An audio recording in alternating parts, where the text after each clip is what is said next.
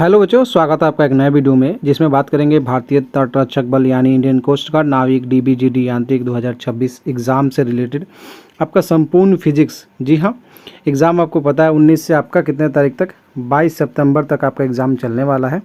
और उससे पहले हमने बोला था आपसे कंप्लीट फार्मूला रिवीजन कराएंगे फिजिक्स का। तो कंप्लीट फार्मूला सारे चैप्टर्स के फिजिक्स के फार्मूला हम रिवीजन इस वीडियो में कराने वाले हैं। तो वीडियो लंबा चलेगा, है ना। तो वीडियो को ज़्यादा से ज़्यादा शेयर कर दीजिएगा, है ना। और ये प्रिंटेबल फॉर्म में आपको ये रहेगा PDF, जिससे आपको समझने में आसानी होगा, है ना। तो फार्मूला जो है पूरा कंप्लीट रिवीजन कराने वाले हैं।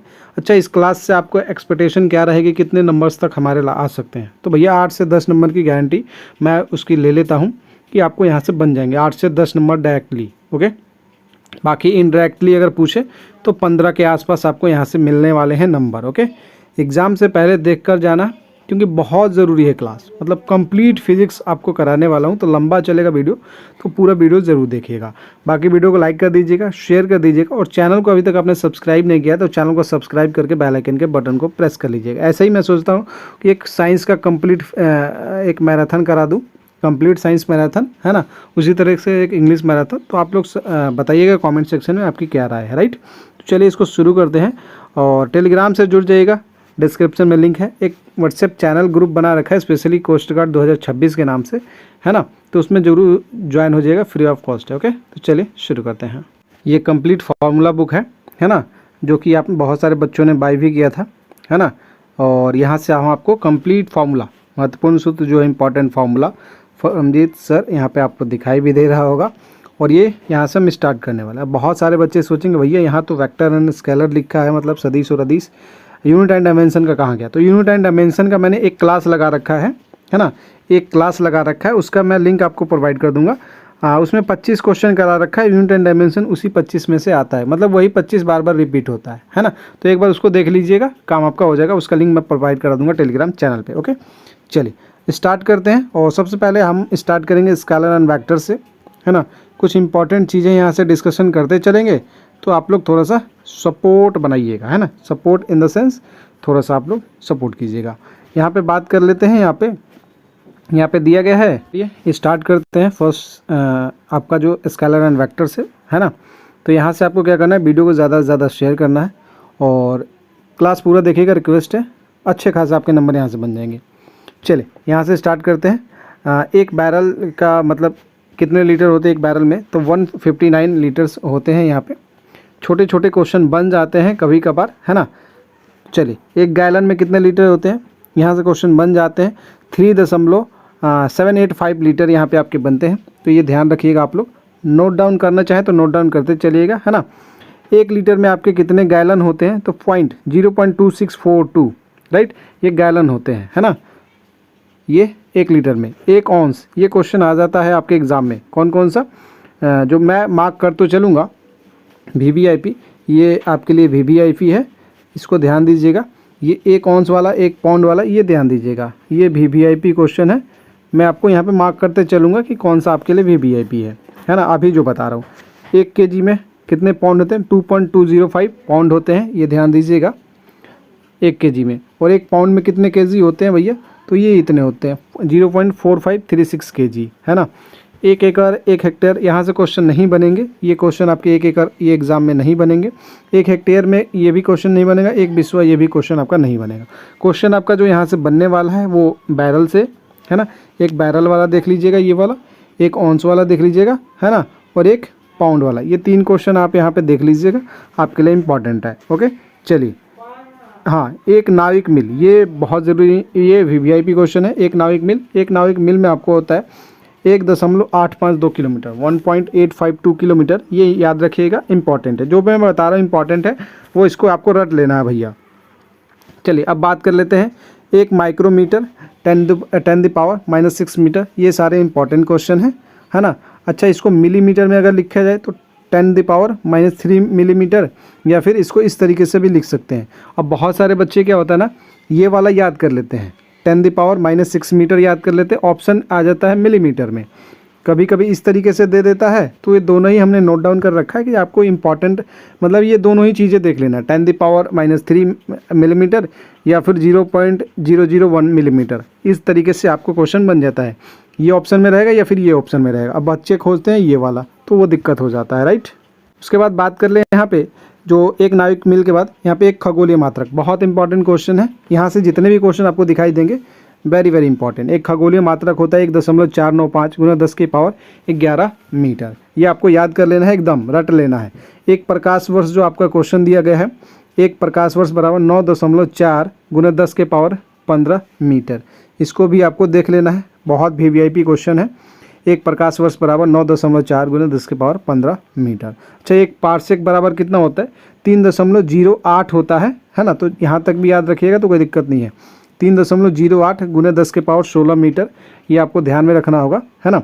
इंपॉर्टेंट क्वेश्चन है ये, जितने भी लगा रहे हैं मैं वीवीआईपी ही क्वेश्चन है। एक पारसेक बराबर 3.26 प्रकाश वर्ष होता है, तो इसको आपको देख लेना है। ओके, ये जितने भी क्वेश्चन हैं यहाँ पे, ये सारे वीवीआईपी क्वेश्चन है ये। ओके, और ये एक माइक्रोमीटर वाला भी देख लीजिएगा और एक नाविक मील वाला भी, है ना। बहुत इंपॉर्टेंट क्वेश्चन है, बहुत ज़्यादा, इसके आने के चांसेस ज़्यादा बनते हैं और ये रिपीट भी हुए हैं हर एग्ज़ाम में।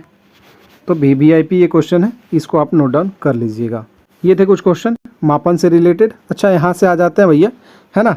यहाँ से आते हैं कुछ वेक्टर से, स्केलर एंड वेक्टर से। आपको पता है आपका पूछते रहता है आर के मान, है ना। तो आर का जो मान होता है, अच्छा यहाँ पे आर का जो मान पूछा जाता है, उसका फॉर्मूला जो होता है √a² + b², है ना। √a² + b² + 2ab cos theta, ये आपका फॉर्मूला होता है। यहाँ पे ए बी के बीच का कोण है ना, और थीटा ए और बी के बीच का कोण है। थीटा जो यहाँ पे है ए और बी के बीच का कोण है। थीटा क्या है? कोण है किसके किसके बीच का? ए और बी के बीच का। ओके, अच्छा यहाँ से आर मैक्सिमम निकाला जाता है। तो आर मैक्सिमम कब निकाला जाता है? तो आर मैक्सिमम डायरेक्ट आपको जब भी पूछेगा तो ए + बी कर सकते हैं, और आर मिनिमम जब भी पूछे तो a - b कर सकते हैं। ओके, तो ये आपको ध्यान में रखना होगा।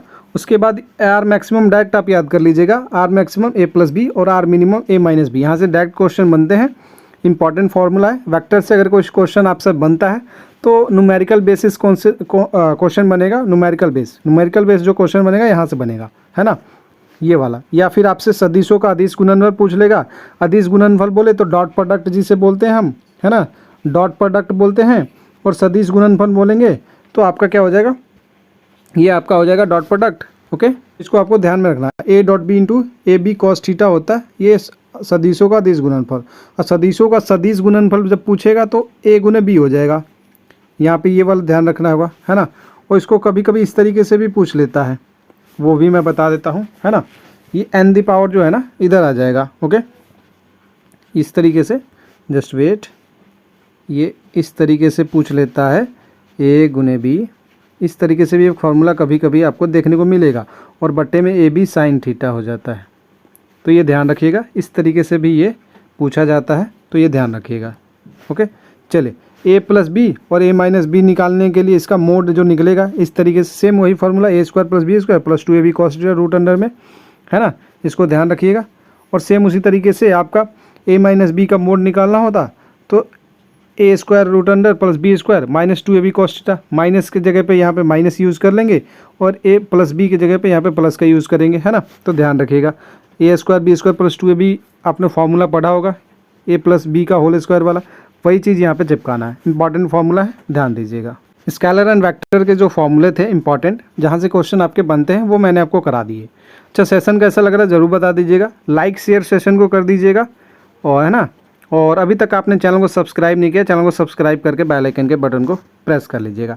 चलते हैं जिस आपका दूसरा जो चैप्टर है हमारा, है ना, रेखीय गति, लीनियर मोशन, जहाँ से क्वेश्चन बनते हैं, क्या क्या फॉर्मूला है वो देखते हैं, है ना।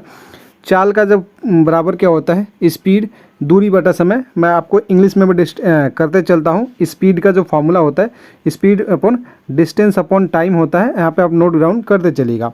अच्छा, विस्थापन का जो फॉर्मूला वो क्या होता है? विस्थापन का फॉर्मूला, विस्थापन बोलो, वेग का, वेलोसिटी का जो फॉर्मूला होता है वो देख लीजिए। वेलोसिटी होता है, डिस्प्लेसमेंट होता है ये, है ना, डिस्प्लेसमेंट अपॉन टाइम होता है वेलोसिटी, और चाल बराबर स्पीड बराबर डिस्टेंस अपॉन टाइम होता है। ये क्या होता है?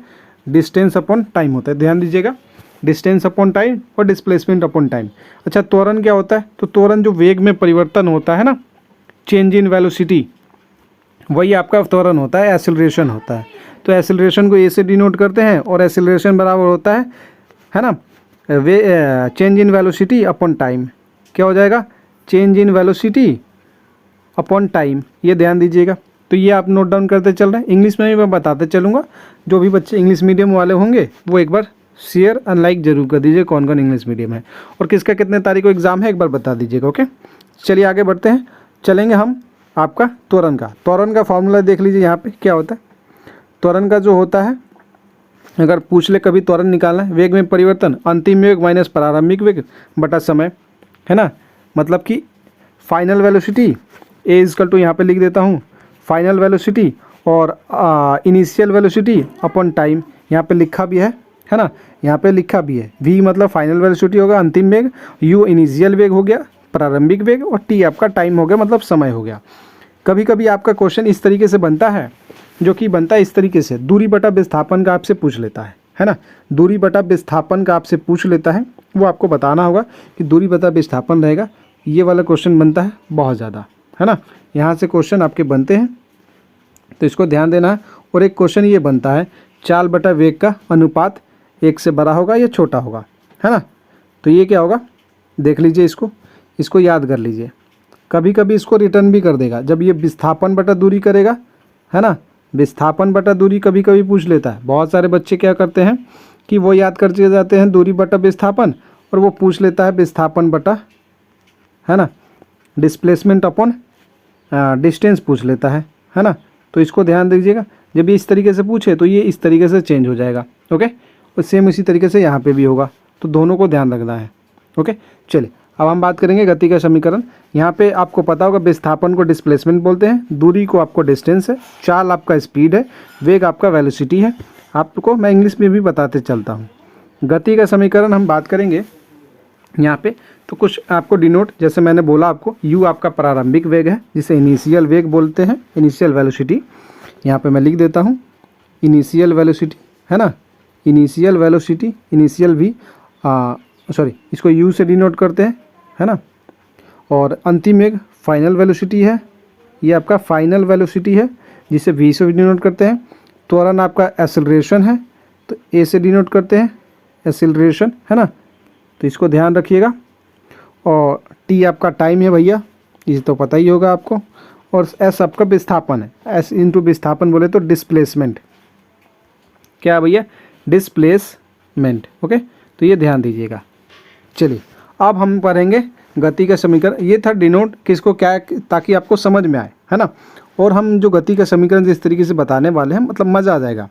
जब वस्तु समतल सतह पर गतिमान, समतल सतह पर गतिमान बोले तो क्षैतिज, मतलब ये आपका हो जाता है समतल। इस तरीके से अगर वस्तु कोई चल रहा है, जा रहा है।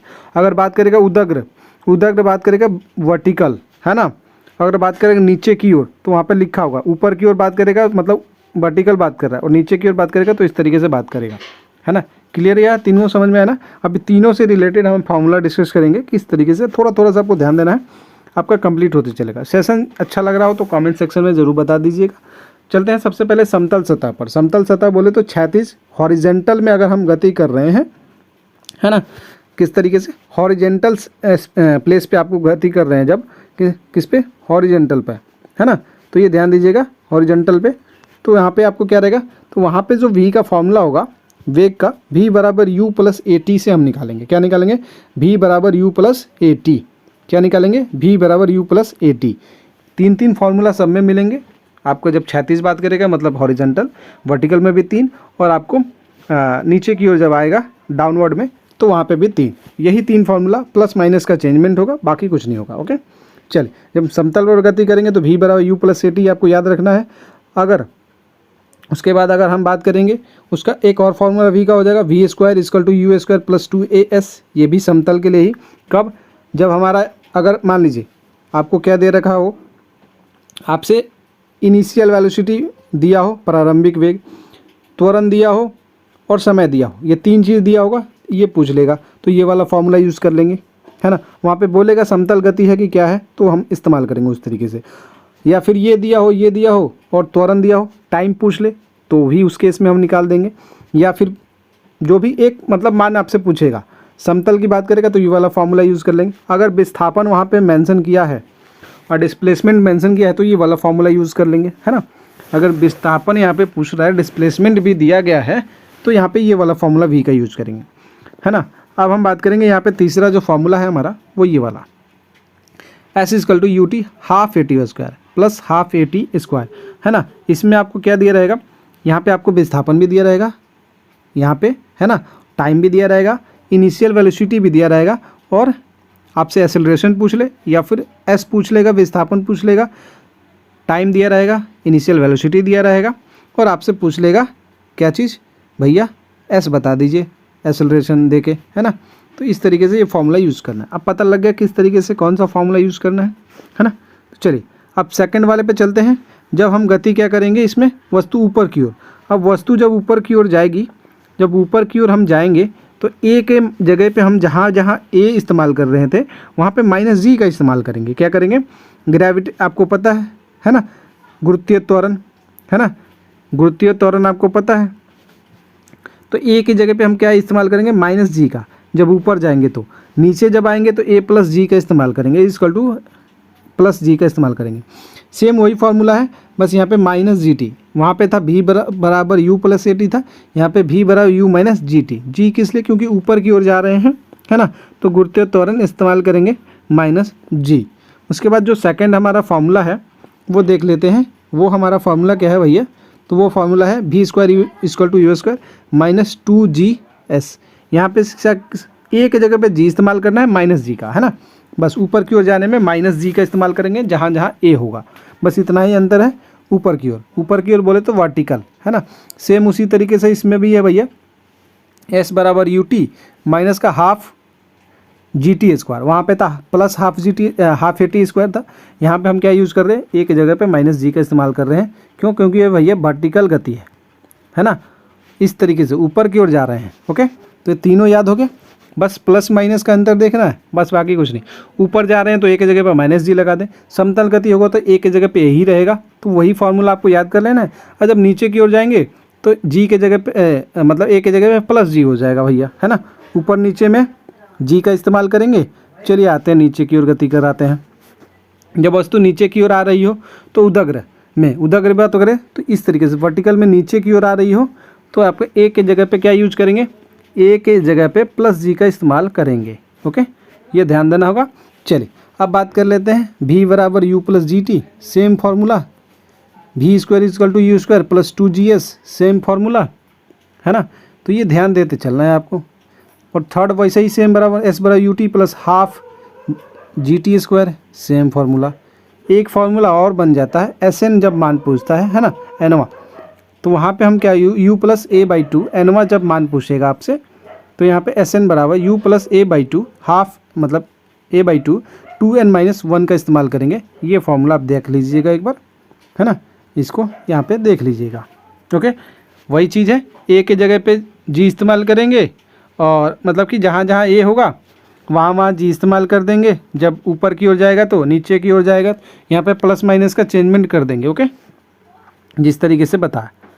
ओके, और मैं चाहता हूँ इस वीडियो को ज़्यादा से ज़्यादा शेयर कर दीजिए, जितने ज़्यादा बच्चे लाइव रहेंगे मज़ा आएगा। मज़ा इसलिए आएगा भैया, ये हमने कर दिया लीनियर मोशन को भी समाप्त। अब हम करेंगे प्रोजेक्टाइल मोशन की ओर चलेंगे। प्रोजेक्टाइल मोशन से जो क्वेश्चन बनते हैं उस पर हम लेके चलते हैं आपको।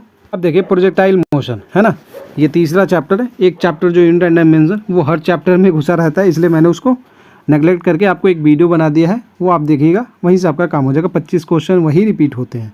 ये लंबा एक्सपीरियंस बता रहा हूँ, 5-6 साल का कोस्ट गार्ड के रिगार्डिंग में बात करूँ तो, है ना। तो चलिए बात कर लेते हैं प्रक्षेपण कोण, है ना, प्रक्षेप्य गति। अच्छा, प्रक्षेप्य गति प्रोजेक्टाइल मोशन के होता क्या है, आप लोग देखेंगे धनुष तीर बाण हम लोग चलाते हैं। धनुष तीर बाण जब भी चलता है तो इस तरीके से जाकर गिरता है, ये नहीं कि सीधा जाकर ही गिरेगा। सीधा ऐसे अगर चलते रहेगा तो ये गति करते ही रहेगा, गिरेगा ही नहीं, और जब गिरेगा तो इस तरीके से ही गिरेगा। तो वही होता है प्रोजेक्टाइल मोशन, यही है प्रोजेक्टाइल मोशन। ओके, इस तरीके से कोई भी पत्थर भी फेंकते हैं तो जाके नीचे इसी तरीके से गिरेगा। ऐसा थोड़ी है कि ऐसे जाएगा और इसे गिर जाएगा, इस तरीके से गिरेगा क्या, नहीं गिरेगा ना। तो वही चीज़ है, धनुष बाण तीर गोली भी चलेगा तो उसी तरीके से आपको गिरेगा। ये नहीं कि लंबा जाते रहेगा। अगर कोई चीज़ आ जाता है तो फिर उसमें घुस जाएगा, वो अलग बात है ना, उसमें घुस जाए वो अलग बात है, लेकिन जो ये गति है वही प्रोजेक्टाइल मोशन की गति है ना। तो धनुषवान तीर वाली जो गति आती है वो आती है प्रोजेक्टाइल मोशन में। चलिए थीटा यहाँ पे हम क्या क्या ले लेते हैं वो समझ लीजिए, है ना। थीटा का जो मान होता है वो उसे प्रक्षेपण कोण बोलते हैं, और टी जो होता है यहाँ पे चढ़ान या उतरान काल, है ना, मतलब जो चढ़ने में समय लगेगा और जो उतरने में समय लगेगा, है ना। चढ़ने में और उतरने में जो समय लगेगा उसको टी बोलते हैं, स्मॉल टी, ध्यान दीजिएगा। प्रारंभिक वेग होता है यू, ये तो अभी आप लोग ने पढ़ा, ओके। प्रारंभिक वेग यू होता है, अभी आपने पढ़ा। और जी परक गुरुत्वीय त्वरण, है ना, इसको आपने अभी पढ़ा। अब हमें यहाँ पे डायरेक्ट कभी कभी एफ से एच मैक्सिमम पूछा जाता है, जैसे आर मैक्सिमम आया था, ए प्लस बी आर मिनिमम आया था, ए माइनस बी, जब हम पढ़ रहे थे क्या चीज़, वेक्टर। अब हमें एच मैक्सिमम यहाँ से पूछ लिया जाता है तो उसे महत्तम ऊंचाई बोलेंगे, एच मैक्सिमम। तो ये ध्यान दीजिएगा। आर यहाँ पे क्या होगा भैया, आर यहाँ पे आपका जो होगा परास होगा, जिसे हम क्या बोलेंगे, रेंज बोलेंगे इंग्लिश में बात करें तो। ये आपको पता ही है, प्रक्षेपण कोण, है ना, प्रोजेक्टाइल एंगल जो होते हैं, है ना। और ये चढ़ान उतरान काल, ये प्रारंभिक वेग इनिशियल वेलोसिटी, और ये जी गुरुत्वीय त्वरण, है ना, ग्रेविटेशनल जो एक्सेलरेशन होता है ग्रेविटी वाला। यहाँ पे उड़ान काल, टी जो होता है उड़ान काल है। चलिए अब हम बात करेंगे यहाँ पे जो फॉर्मूला है वो देख लीजिए। सबसे पहले हम एच मैक्सिमम का फॉर्मूला देख लेते हैं, एच मैक्सिमम का, है ना, you square sine square theta upon 2g, ये एच मैक्सिमम का फॉर्मूला है। You square sine square theta upon 2g, ये आपको एच मैक्सिमम का फॉर्मूला। यहाँ पे आपको ध्यान रखना, आर का फॉर्मूला रेंज, जो ये हाइट के लिए पूछा जाता है ना, महत्तम ऊंचाई के लिए। आर जो है रेंज है आपका, यू स्क्वायर साइन 2 थीटा अपन जी होता है। और टी आपका जो चढ़ान का, सॉरी, टी जो आपका कैपिटल टी है जो उड़ान काल है, टी बराबर टी यू साइन थीटा अपन जी। अच्छा, टी जो एक स्मॉल वाला जो पूछेगा, चढ़ने में कितना समय लगा या फिर उतरने में समय लगा, तो टी अपन 2 होगा, है ना। और यहाँ पे टी बराबर टी अपन 2 होता है, मतलब आधा इसका होता है। ये जो टी है इसका आधा ही तो होगा ना, हाफ टी, मतलब छोटा वाला, तो ये होता है। यहाँ पे टी का फॉर्मूला क्या था, 2u साइन थीटा अपन जी, है ना, ये था, यही था ना। और बट्टा में जो 2 है वही इससे कट जाएगा, तो u साइन थीटा अपन जी हो जाएगा स्मॉल वाला, क्लियर।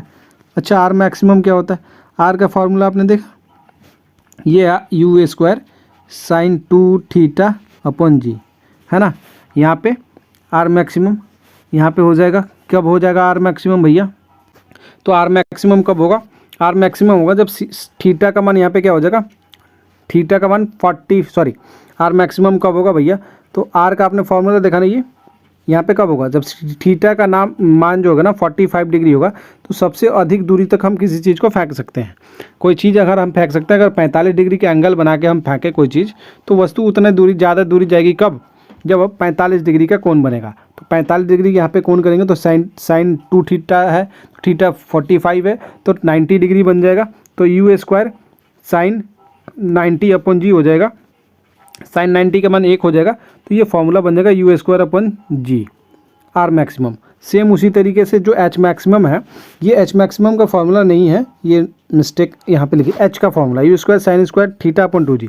जब हम एच मैक्सिमम निकालेंगे वो समझिए कैसे निकालेंगे, एच मैक्सिमम निकालेंगे तो एच मैक्सिमम के लिए अधिकतम ऊंचाई तक फेंकने के लिए थीटा का मान जो होना चाहिए वो 90 डिग्री बनना चाहिए, थीटा का मान 90 डिग्री होना चाहिए, तो हम अधिक ऊंचाई तक फेंक सकते हैं। देखते हैं कोई पत्थर वगैरह फेंकते हैं, तो अगर 90 डिग्री का एंगल बना के हम फेंकेंगे, या फिर बॉल भी फेंकेंगे 90 डिग्री का एंगल, तो सबसे ऊँचा जाता है।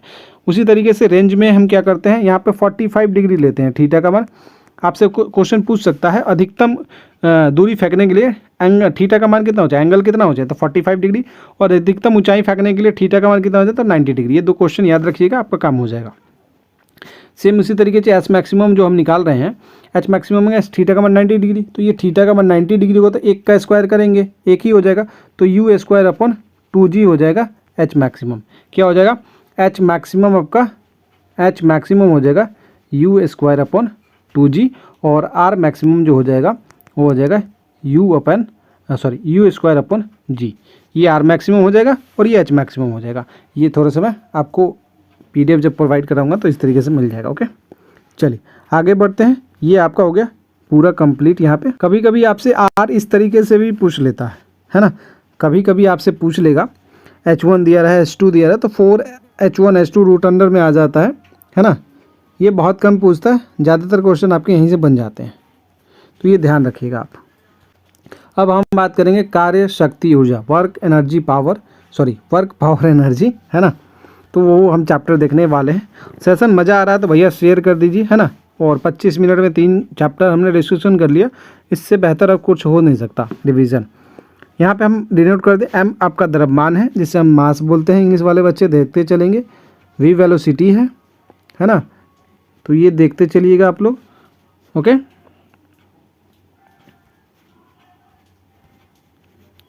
चलिए उसके बाद जो यहाँ पे बात कर ले, थोड़ा सा साइज इसको और छोटा कर दे। हाँ, यहाँ पे गुरुत्वीय जो त्वरण है ये आप देख लीजिएगा। ऊंचाई आपका हाइट है, ये आपको पता ही है। सी यहाँ पे प्रकाश का वेग है ना, जो प्रकाश में वेग होता है वो। पी यहाँ पे संवेग है, संवेग बता दूँ मोमेंटम जिसे बोलेंगे, है ना, मोमेंटम, ओके। डब्ल्यू आपका कार्य है, वर्क है, ये ध्यान दीजिएगा, वर्क है। उसके बाद यहाँ पे एफ फोर्स है, एफ फोर्स बोले तो बल, है ना। त्वरण एक्सेलरेशन यहाँ पे है, ए, ये ध्यान दीजिएगा। एस विस्थापन, अभी मैंने आपको शुरू में बताया भी था, एस विस्थापन मतलब क्या होगा। एस मतलब विस्थापन मतलब डिस्प्लेसमेंट, इंग्लिश वाले बच्चों के लिए भी बताते चल रहा हूँ, है ना, तो ये नोट डाउन करते चलिएगा। अच्छा, थीटा यहाँ पे एफ तथा एस के बीच का कौन होगा, एफ एस कॉस थीटा आपने सुना होगा। डब्ल्यू बराबर डायरेक्ट क्वेश्चन पूछ लेता है। के ई यहाँ पे क्या होगा भैया, के ई जो यहाँ पे हो जाएगा वो क्या हो जाएगा, काइनेटिक एनर्जी। क्या हो जाएगा भैया, लिख दूँ, काइनेटिक जो एनर्जी होता है उसे के ई बोलते हैं, गतिज ऊर्जा। अच्छा, स्थितिज ऊर्जा पोटेंशियल एनर्जी, ये क्या हो जाएगा भैया, स्थितिज ऊर्जा हो जाएगा, पोटेंशियल एनर्जी बोलेंगे, है ना। ये स्थितिज ऊर्जा है, इसको हम बोलेंगे पोटेंशियल एनर्जी। क्या बोलेंगे, पोटेंशियल एनर्जी। ये आप लोग नोट डाउन करते चलिएगा, पोटेंशियल एनर्जी। चलिए, एक फॉर्मूला होता है, डायरेक्ट पूछा जाता है आपसे, बड़ा ही ज़बरदस्त फॉर्मूला है, मैं आपको डिस्कशन कर दूं यहाँ पे, है ना। W बराबर एफ एस कॉस थीटा, और कॉस थीटा आपको पता ही होगा, है ना। अगर कॉस का मान आपका 0 हो जाए, है ना, अगर कॉस थीटा का मान 0 हो जाए तो एफ एस हो जाएगा, W बराबर एफ एस, है ना। तो ये इस तरीके से W बराबर एफ एस कॉस थीटा मान रखा, और इसके लिए साइन का वैल्यू आपको, कॉस का वैल्यू आपको याद होना चाहिए, है ना। साइन 0 का मान 0 होता है ना। इस तरीके से आपको साइन 90 का मान 1 होता है, तो ये ध्यान रखना होगा आपको, ओके। सेम उसी तरीके F equal to m a, एक बल का जो फार्मूला होता है F equal to m a, force का। ये आप यूनिट एंड डायमेंशन वाला जो क्वेश्चन देखिएगा चैप्टर, वो आपको मिल जाएगा क्लियर।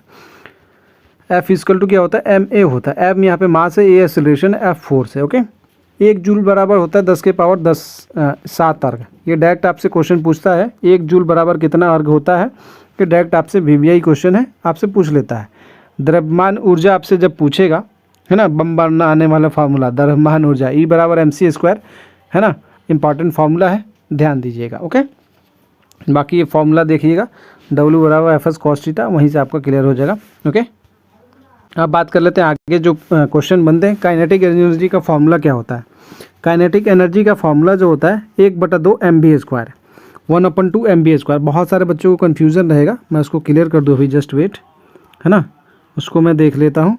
1/2 mv² जो जस्ट वेट, इसको थोड़ा सा नीचे ही कर देते हैं। 1/2 mv² जो बन रहा है, गतिज ऊर्जा का फॉर्मूला जो बन रहा है काइनेटिक एनर्जी का, इसको हम p²/2m भी लिखते हैं। कैसे लिखेंगे भैया, तो आप बता देते हैं कैसे लिखेंगे, है ना। p²/2m, just wait. यहाँ पे आपको पता है 1/2 mv² फार्मूला होता है ना, 1/2 mv² फार्मूला होता है। और संवेग का फार्मूला क्या होता है, p बराबर mv होता है, p बराबर mv होता है, mv होता है। तो एम भी यहाँ पे क्या हो जाएगा, एक एम और एक एम है, ये है, तो पी यहाँ पे हो जाएगा। और इसको p² बनाना है, तो p² बनाना है तो एक एम से गुना ऊपर करेंगे, एक एम से नीचे करेंगे, तभी तो होगा ना। एक एम से यहाँ पे गुना करेंगे, एक एम यहाँ से गुना करेंगे, ओके। तो ये m² v² में उनके क्या बन जाएगा, p² बन जाएगा, और बट्टा नीचे m है तो बट्टा 2m हो जाएगा, p²/2m। क्लियर। ये यहाँ से, ये इससे डायरेक्ट याद रखिएगा आप, बड़ा काम करता है एग्जाम में डायरेक्टली, ओके। उसके बाद एक स्थितिज ऊर्जा का फॉर्मूला है पोटेंशियल एनर्जी से, जिसे मैंने बोला हुआ था mgh, है ना, डायरेक्ट आपको याद रखना है। संवेग बराबर मैंने अभी बोला एम बराबर भी होता है, द्रव्यमान गुने वेग होता है। Momentum equal to mass into velocity, ये ध्यान रखिएगा, है ना। मोमेंटम यहाँ पे आपको काम आएगा यहाँ पे, ओके। शक्ति का फॉर्मूला क्या होता है, पावर का जो फॉर्मूला होता है W/T होता है ना। ये दे ही रखा है यहाँ पे, हिंदी में भी और इंग्लिश में भी, तो दोनों ही लोग यहाँ पे देख लेंगे। शक्ति बराबर कार्य बटा समय W/T, है ना, इस तरीके से। कभी कभी इसको इस तरीके से भी पूछ लेता है, मैं आपको बता दूं, ये जो क्वेश्चन है इस तरीके से, अगर आपके यहाँ पे W बराबर P/T भी कर देता है, इस तरीके से भी आपको पूछ लेता है P/T करके, ओके। जस्ट अभी मैं दिखा देता हूँ। जैसे आपने एक फॉर्मूला पढ़ा था, क्या पढ़ा था, W बराबर Fs cos थीटा, W बराबर Fs cos थीटा पढ़ा था अभी जस्ट पहले, है ना। तो Fs cos थीटा, तो P का फॉर्मूला क्या हो जाएगा, यहाँ पे पावर जब पूछेगा थीटा वगैरह मान दे के कौन का मान, तो Fs cos थीटा W की जगह पे पुट करेंगे और बट्टा T हो जाएगा आपका ये वाला, है ना। और Fs से क्या बन जाएगा भैया, और Fs, और आपको पता है वेलोसिटी का फॉर्मूला, वेलोसिटी होता है डिस्प्लेसमेंट अपॉन टाइम। ये होता है S क्या होता है, डिस्प्लेसमेंट होता है, और ये T आपका टाइम है, डिस्प्लेसमेंट अपॉन टाइम V हो जाता है। तो यहाँ पे जो S/T है वो उसको V में चेंज कर देंगे और cos थीटा का मान 1 हो जाएगा, है ना। तो यहाँ पे P अपॉन V F/V भी होता है ना। ये ध्यान रखिएगा फॉर्मूला, ये डायरेक्ट आपको याद रखना है। और P बराबर आपको पता है W/T होता है, तो W/T, W की जगह पे अगर हम Fs cos थीटा ले रहे हैं तो ये फॉर्मूला क्रिएट होता है। अगर W के जगह पे हम mgh लेते हैं, है ना, क्या लेंगे भैया, mgh, स्थितिज ऊर्जा लेते हैं ना, स्थितिज ऊर्जा, पोटेंशियल एनर्जी। यहाँ पे P ये जो है ना, ये पावर है, यहाँ पे जितना भी P ये दिखाई दे रहा है ये पावर के लिए डिनोट कर रहा है, पावर के लिए डिनोट कर रहा है। पोटेंशियल एनर्जी इसको बिल्कुल भी मत समझ लीजिएगा। P = Fs cos theta button T, P = F/V, P = mgh/T, ये ध्यान रखिएगा। मोस्ट इंपॉर्टेंट फार्मूला यहाँ से क्वेश्चन बनते हैं, हर एक शिफ्ट में आपके क्वेश्चन बनेंगे यहाँ से, ओके। और मज़ा आ रहा है भैया तो चैनल को शेयर कर दीजिए, वीडियो को ज़्यादा से ज़्यादा, और चैनल को सब्सक्राइब करके बेल आइकन के बटन को प्रेस करके डिस्क्रिप्शन में लिंक दे रखा, वहाँ ज्वाइन हो जाइए।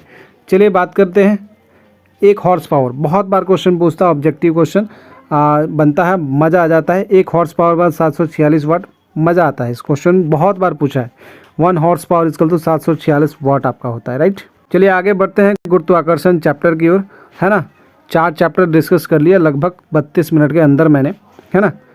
तो चलिए गुरुत्वाकर्षण चैप्टर जो है वहाँ से हम क्वेश्चन क्या क्या बनेगा। F आपका बल है, फोर्स है, आपको पता ही है ना। G आपका सार्वत्रिक गुरुत्वाकर्षण नियतांक है ना, यूनिवर्सल ग्रेविटेशनल कांस्टेंट जिसे बोलते हैं, है ना। तो ये ध्यान दीजिएगा। M1 M2 यहाँ पे द्रव्यमान है, F बल है मतलब फोर्स है ना। और M1 M2 क्या है, यहाँ पे मास है, मास 1 मास 2 दो दिया रहेगा। G आपका यहाँ पे गुरुत्वीय त्वरण है, M वस्तु का द्रव्यमान है ना, बताइए ये। और जो बड़ा M रहेगा वो ग्रह का द्रव्यमान है, छोटा M जब बोलेगा तो वो क्या हो जाएगा, वस्तु का द्रव्यमान, और ग्रह का द्रव्यमान हो जाएगा ये कौन सा, बड़ा वाला M। तो ध्यान दीजिएगा, ओके। चलिए एक फॉर्मूला है जहाँ से बड़ा ही क्वेश्चन पूछा जाता है आपका, और यहाँ से मान वगैरह भी डायरेक्टली आपके पूछे जाते हैं। गुरुत्वाकर्षण नियतांक का फॉर्मूला है G = गुरुत्वाकर्षण जो बल है उसका फॉर्मूला जो होता है गुरुत्वीय बल का, ये देखिए, जस्ट वेट मैं आपको दिखा दूँ। ये जो फॉर्मूला है, ये जो फॉर्मूला है इस तरीके से, F = G M1 M2/r²। अगर ये फार्मूला इससे भी पूछता है, गुरुत्वाकर्षण नियतांक का फॉर्मूला ये इस तरीके से पूछता है, ये डायरेक्ट आपको शॉर्ट करके दिया है। इसका फार्मूला अगर आपसे पूछेगा, इसका फार्मूला अगर आपसे पूछता है तो इसका फार्मूला आपको बताना है F×r² M1 और M2। ये आपका G का फार्मूला होता है, ये आपको डायरेक्टली याद रखना होगा। ये किससे डिराइव होगा, ये इससे डिराइव होगा, okay. F = G M1 M2/r²। और G आपका पूछ लेगा जब, तो ये आपको ध्यान में रखना होगा कि G = ये F जो R है यहाँ से गुना हो जाएगा और ये नीचे आ जाएगा, G इधर का इधर ही रह जाएगा। तो G बराबर हो जाएगा F×r² M1 × M2, ओके। अच्छा, G का डायरेक्ट मान भी पूछा जाता है, जैसे 1 हॉर्स पावर 746 वाट, बहुत सारे मान, प्रकाश वर्ष का मान पूछा जाता है, पार्सेक का मान पूछा जाता है, अभी बताया था ना। चलिए, तो उसी तरीके से जी गुरुत्वाकर्षण जो नियतांक है क्या बोलते हैं, ग्रेविटेशनल यूनिवर्सल ग्रेविटेशनल कांस्टेंट का जो मान आपसे पूछा जाता है वो कितना होता है 6.67 multiply 10⁻⁻11 newton metre square upon kg square. Newton metre square kg square ये कैसे आता है, तो जी का मैं बता देता हूँ। जी का जो फॉर्मूला अभी हमने देखा था वो क्या देखा था, F into R square upon m1 m2 जो आपने देखा था वो देखिए। तो F का मान क्या होता है, F के लिए हम आपका न्यूटन इस्तेमाल करते हैं और R के लिए मीटर स्क्वायर है ना, और m1 m2 के लिए kg स्क्वायर है ना। यूनिट एंड डायमेंशन में बहुत अच्छे से पढ़ा रखा है। आपसे स्मॉल जी पूछे, स्मॉल जी का फॉर्मूला जो होता है स्मॉल जी का वो कैपिटल जी था। स्मॉल जी का फॉर्मूला आपसे पूछे तो जी एम, ये कैपिटल ग्राफ वाला बात करेंगे अब, कैपिटल जी कैपिटल एम बटा आर स्क्वायर है ना, तो ये ध्यान रखिएगा। ओके, एक शॉर्ट ट्रिक है, जी में अगर परसेंटेज बदलाव होगा तो आर का घात गुने आर में परसेंटेज बदलाव होगा, 2 गुने आर में परसेंटेज बदलाव, वृद्धि कमी। मान लीजिए 5% के लिए कम के लिए मान्य है, तो जी में परिवर्तन केस 1 सतह से ऊंचाई के कारण अगर होगा, अगर ऊंचाई के कारण होगा तो यहाँ पे ये केस 1 दे रखा है, ये डायरेक्ट हम परसेंटेज बदलाव कर सकते हैं, डायरेक्ट हम परसेंटेज बदलाव कर सकते हैं। आर का घात लिख देंगे, जी में परसेंटेज बदलाव कैसे लिखेंगे, जी में प्रतिशत बदलाव कैसे करेंगे, तो 2 इंटू आर करेंगे, कैसे करते हैं बताइए। तो ये आर जो है ऊपर चला जाएगा आर स्क्वायर का, तो -2 इंटू आर हो जाएगा और प्रतिशत बदलाव हो जाएगा ये है ना, तो प्रतिशत वृद्धि या कमी हो जाएगी। ये 5% कम के लिए, 5% से कम के लिए ये ट्रिक लागू होगा, उससे ज़्यादा के लिए नहीं होगा। चलिए ये समझते हैं केस 1। केस 1 में सतह से ऊंचाई के कारण जो जी डैश होगा वो समझ लीजिए। एच यहाँ पे क्या है, पृथ्वी की सतह से गहराई, ये गहराई के लिए है एच, सॉरी ये गहराई लिखा है, ये ऊंचाई होगा भैया है ना, ऊंचाई के लिए प्लस एच का इस्तेमाल करेंगे, जस्ट हाँ ऊंचाई के कारण है ना।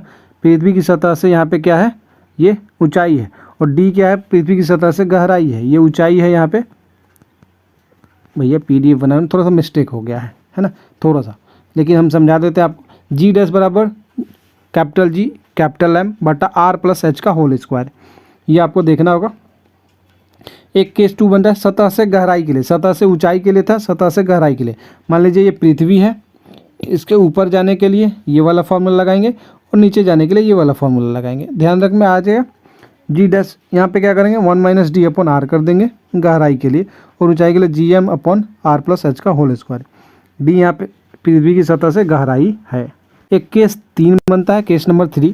केस नंबर 3 क्या होता है ना, पृथ्वी की घूर्णन गति के कारण जी का मान पूछेगा है ना, पृथ्वी के घूर्णन गति के कारण जी का जो मान पूछेगा, तो वहाँ पे जी डैश बराबर G minus R omega square cos lambda, ये आपका होता है यहाँ पे फॉर्मूला।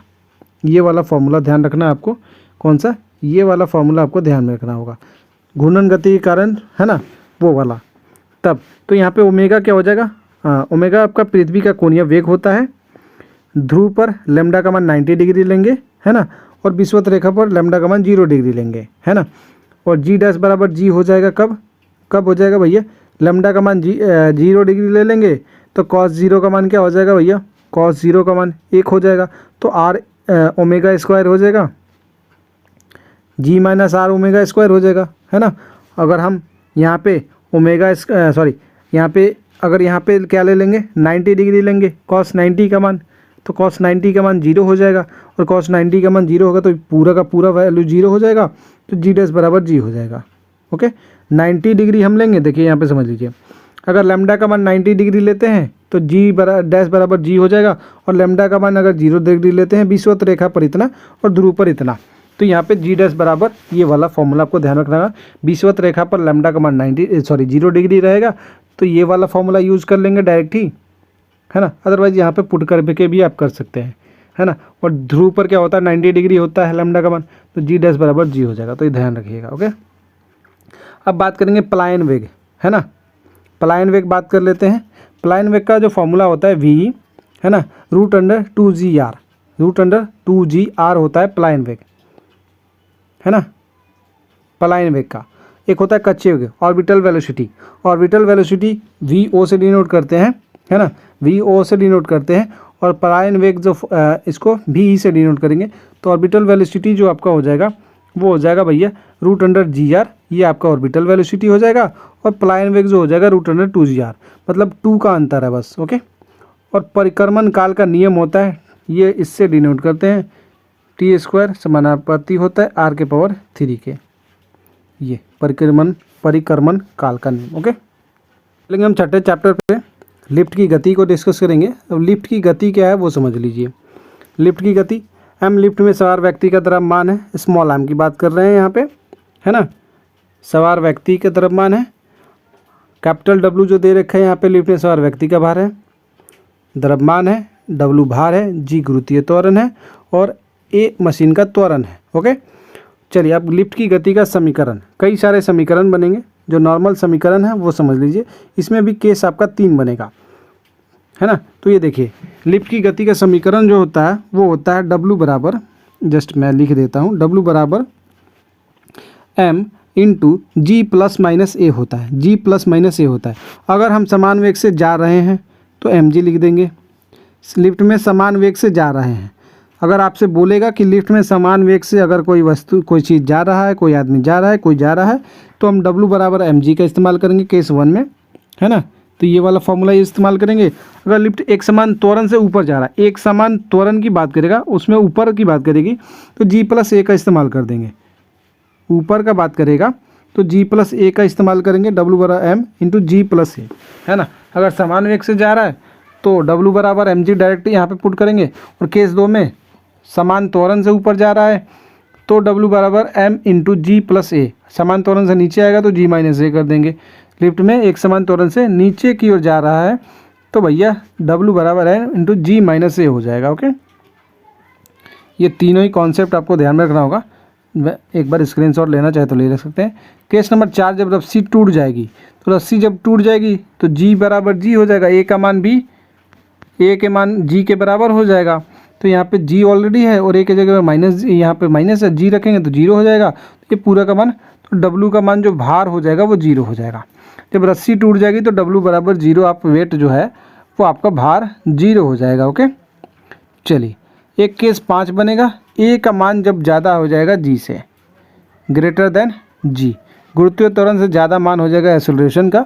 तो यहाँ पे क्या करेंगे, तो लिफ्ट नीचे जा रहा होगा, उस समय लिफ्ट नीचे जा रहा होगा, mg माइनस A का इस्तेमाल करेंगे और W का मान निगेटिव में चला जाएगा, मतलब कि माइनस में चला जाएगा। ओके। तो ये ध्यान रखिएगा। केस 5, ये केस जो 5 है ना, ये कोई टीचर आपको बताएगा नहीं अभी तक, पूरा यूट्यूब के खंगाल लीजिएगा, ये आपको मिलने वाला नहीं है। ये केस 5 है ना। तो ये बहुत एक्सपीरियंस के साथ ये शेयर किया जा रहा है आपके साथ, तो मज़ा आ रहा होगा तो शेयर कर दीजिएगा क्लास को, है ना। चलेंगे क्वेश्चन नंबर यहाँ पे, अब चलते हैं घर्षण गुणांक पे। घर्षण गुणांक इसको डिनोट करते हैं और इसका घर्षण बल बटा अभिलंब प्रतिक्रिया, ये आपका फॉर्मूला है, नोट डाउन कर लीजिए। पूछा आपसे जाता नहीं है लेकिन कभी कभार आ जाए तो ध्यान दीजिएगा, नोट करके लिखा गया है आपके लिए, ध्यान रखिएगा। अब बात करेंगे सर्कुलर मोशन की, वृत्तीय गति, है ना। वृत्तीय गति देखिए, बार बार बोल रहा हूँ, ये v जो है आपका यहाँ पे रेखीय वेग है, स्मॉल r वृत्तीय पथ की त्रिज्या है, m द्रव्यमान है, मास, थीटा यहाँ पे वक्र पथ की ढाल है ना। और AC अभिकेंद्रीय त्वरण, क्या बोल देंगे, AC जो अभिकेंद्रीय त्वरण है ना। और FC अभिकेंद्र बल है, सेंट्रीपिटल, है ना। और एक है यहाँ पे L कोणीय संवेग, G गुरुत्वीय त्वरण है। तो इसको यहाँ से इस तरीके से डिनोट करना है। क्वेश्चन है जो कि इम्पॉर्टेंट है, आपके लिए जानना जरूरी है। अभिकेंद्रीय त्वरण, है ना। तो अभिकेंद्रीय जो त्वरण होता है V/r² होता है, इसको आपको देख लेना है क्या होता है, V²/r। ओके। अभिकेंद्रीय त्वरण का मान होता है, ध्यान रखिएगा। अभिकेंद्रीय बल पूछेगा, सेंट्रीपिटल फोर्स mv²/r होता है, इसको भी आपको ध्यान में रखना होगा, सेंट्रीपिटल फोर्स, है ना। और सेंट्रीपिटल एक्सेलरेशन, एक वक्र पथ की ढाल जो होती है √r(g tan θ), √r(g tan θ। Important, इतना बेहतरीन तरीके से इसको सजाया गया है ना, मतलब मज़ा आ रहा है आपको, ये मुझे पता है ना। तो इसको आपको देखना है और इसको आपको याद करते चलना है। ओके। एक बार में कंप्लीट रिवीजन करा रहे हैं, पूरे यूट्यूब पे आपको ऐसा नहीं मिलेगा। अगर आपसे कुल त्वरण पूछ ले, टोटल एक्सेलरेशन आपसे पूछ ले, तो AC² एक तो होता है टेंजेंशियल आपका त्वरण, एक होता है आपका स्पर्शीय त्वरण होता है, एक अभिकेंद्रीय त्वरण होता है। तो टेंजेंशियल त्वरण जो होता है एटी जिसे डिनोट करते हैं, और ऐसे यहाँ पे जो एसी होता है, अभी मैंने बताया एसी क्या अभिकेंद्रीय त्वरण होता है ना। तो इसको क्या बोलेंगे, एसी और एटी का स्क्वायर कर देंगे तो ये निकल जाएगा रूट अंडर में। ओके, तो ये कुल त्वरण निकल जाएगा। ओके, जो इसको आपको ध्यान में देखते चलना है। तो आगे बात करते हैं, आपसे पूछ ले भार गुने भार भुजा बराबर आयास गुने आयास भुजा होता है। भार गुने भार भुजा है ना, भार भुजा और आयास गुने आयास भुजा, इसको ध्यान रखना होगा। भार गुने भार भुजा और आयास गुने आयास भुजा होता है। इसको अगर मैं कहूँ तो इसको आपको अगर नहीं भी ध्यान रखिएगा तो आपके एग्ज़ाम में बनेगा नहीं, लेकिन ये मैंने नोट डाउन करके लिख दिया है कि बच्चा कोई कंफ्यूज ना हो। अच्छा, आपसे यांत्रिक लाभ पूछ ले, यांत्रिक लाभ तो भार बटा आयास होता है, इसे ध्यान रखिएगा। यांत्रिक लाभ आपसे पूछ ले तो है ना, भार बटा आयास होता है। बल युग्म पूछ ले तो बल गुने बल बाहु, ये आपका फॉर्मूला होता है, बल युग्म बराबर बल गुने बल बाहु। ओके, अच्छा कोणीय संवेग, कोणीय संवेग क्या होता है, मैंने आपको बताया द्रव्यमान गुने वेग गुने त्रिज्या। संवेग होता है द्रव्यमान गुने वेग, आपको पता है। संवेग जो मोमेंटम का फॉर्मूला होता है P बराबर mv होता है, द्रव्यमान गुने वेग, और कोणीय संवेग होता है भैया द्रव्यमान गुने वेग गुने त्रिज्या, मतलब यहाँ पे रेडियस भी आ जाएगा। तो कोणीय संवेग को L से डिनोट करते हैं और L से डिनोट करते हैं भैया कोणीय संवेग, और रेखीय संवेग जो P से डिनोट करते हैं, है ना। और इसका फॉर्मूला हो जाता है L equal to V mvr। क्या याद करेंगे, कोणीय संवेग का formula L equal to mvr। Okay, इसको ध्यान रखिएगा भैया। मज़ा आ रहा हो तो शेयर करिएगा। बल आघूर्ण एक फॉर्मूला होता है, बल गुने बल बाहु, या इसे हम बल गुने दूरी भी बोल देते हैं, F गुने R, इस तरीके से टाउ से डिनोट करते हैं। तो इसको ध्यान रखिएगा आप लोग, एक छोटा सा है पार्ट बल आघूर्ण का। ओके सर, है ना, बल आघूर्ण कॉर्क। चलिए अगले चैप्टर पर हम चलते हैं। पदार्थ के सामान्य गुण से रिलेटेड कुछ क्वेश्चन आपसे पूछे जाते हैं।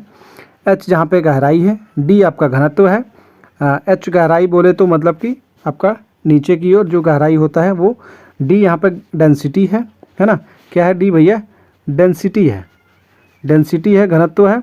गुरुत्वीय त्वरण पता है। पृष्ठ तनाव आपको बता दें, यहाँ पे T है आपका पृष्ठ तनाव, है ना। क्या होता है भैया, पृष्ठ तनाव। अब बोले तो सरफेस टेंशन, सरफेस टेंशन क्या होता है भैया, सरफेस टेंशन होता है पृष्ठ तनाव, ये ध्यान दीजिएगा। चलिए आते हैं यहाँ पे, दाब बराबर बल बटा क्षेत्रफल फॉर्मूला होता है। क्या होता है भैया, यहाँ से कैसे क्वेश्चन बनता है वो समझ लीजिए।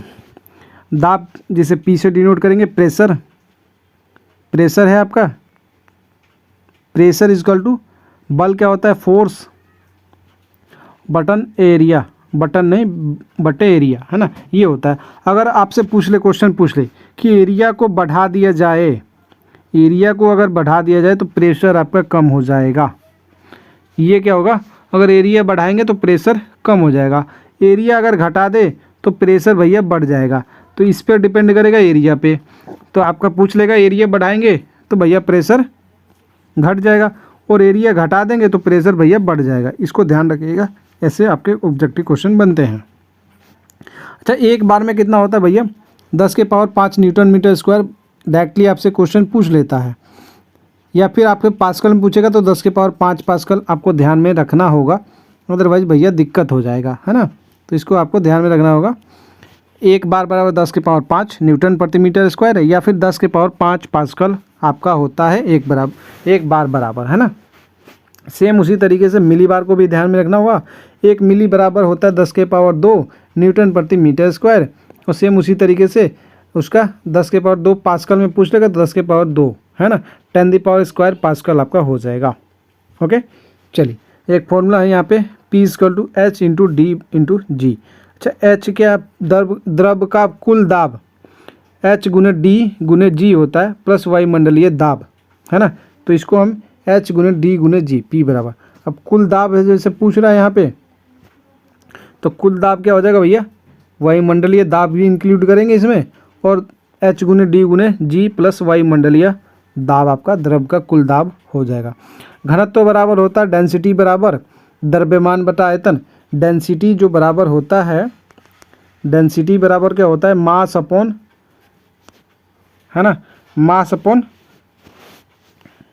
आपका वॉल्यूम, है ना। मास अपॉन आपका वॉल्यूम हो जाएगा। ये आपका डेंसिटी का फॉर्मूला होता है। ओके, पृष्ठ तनाव हमने सरफेस टेंशन देखा था, उसका फॉर्मूला होता है एक F/L। F/L बोले तो बल बटा लंबाई, फोर्स अपॉन लंबाई जो फॉर्मूला होता है इसका, है ना। और एक फॉर्मूला होता है W/A। क्या होता है? W/A होता है। ओके, तो ये दोनों ही फॉर्मूला आपको याद रखना होगा, है ना।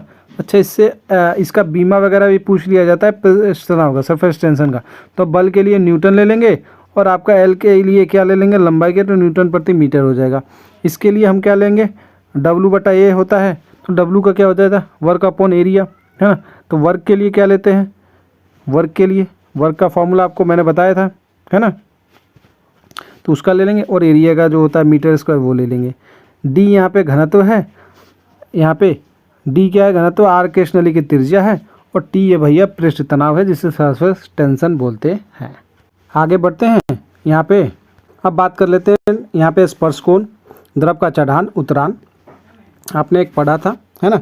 तो थीटा यहाँ पे स्पर्श कोण है, एच बराबर द्रव का चढ़ान उतरान है ना। तो एच बराबर 2t cos theta upon RdG। आर आपको मैंने अभी बताया कि क्या है भैया? आर क्या है? त्रिज्या है। डी यहाँ पे क्या है? डेंसिटी है। और जी यहाँ पे त्वरण है। ओके, क्या भैया? अभी मैंने बोला ना, टी यहाँ पे पृष्ठ तनाव है, cos थीटा का मान लेंगे, स्पर्श कोण है।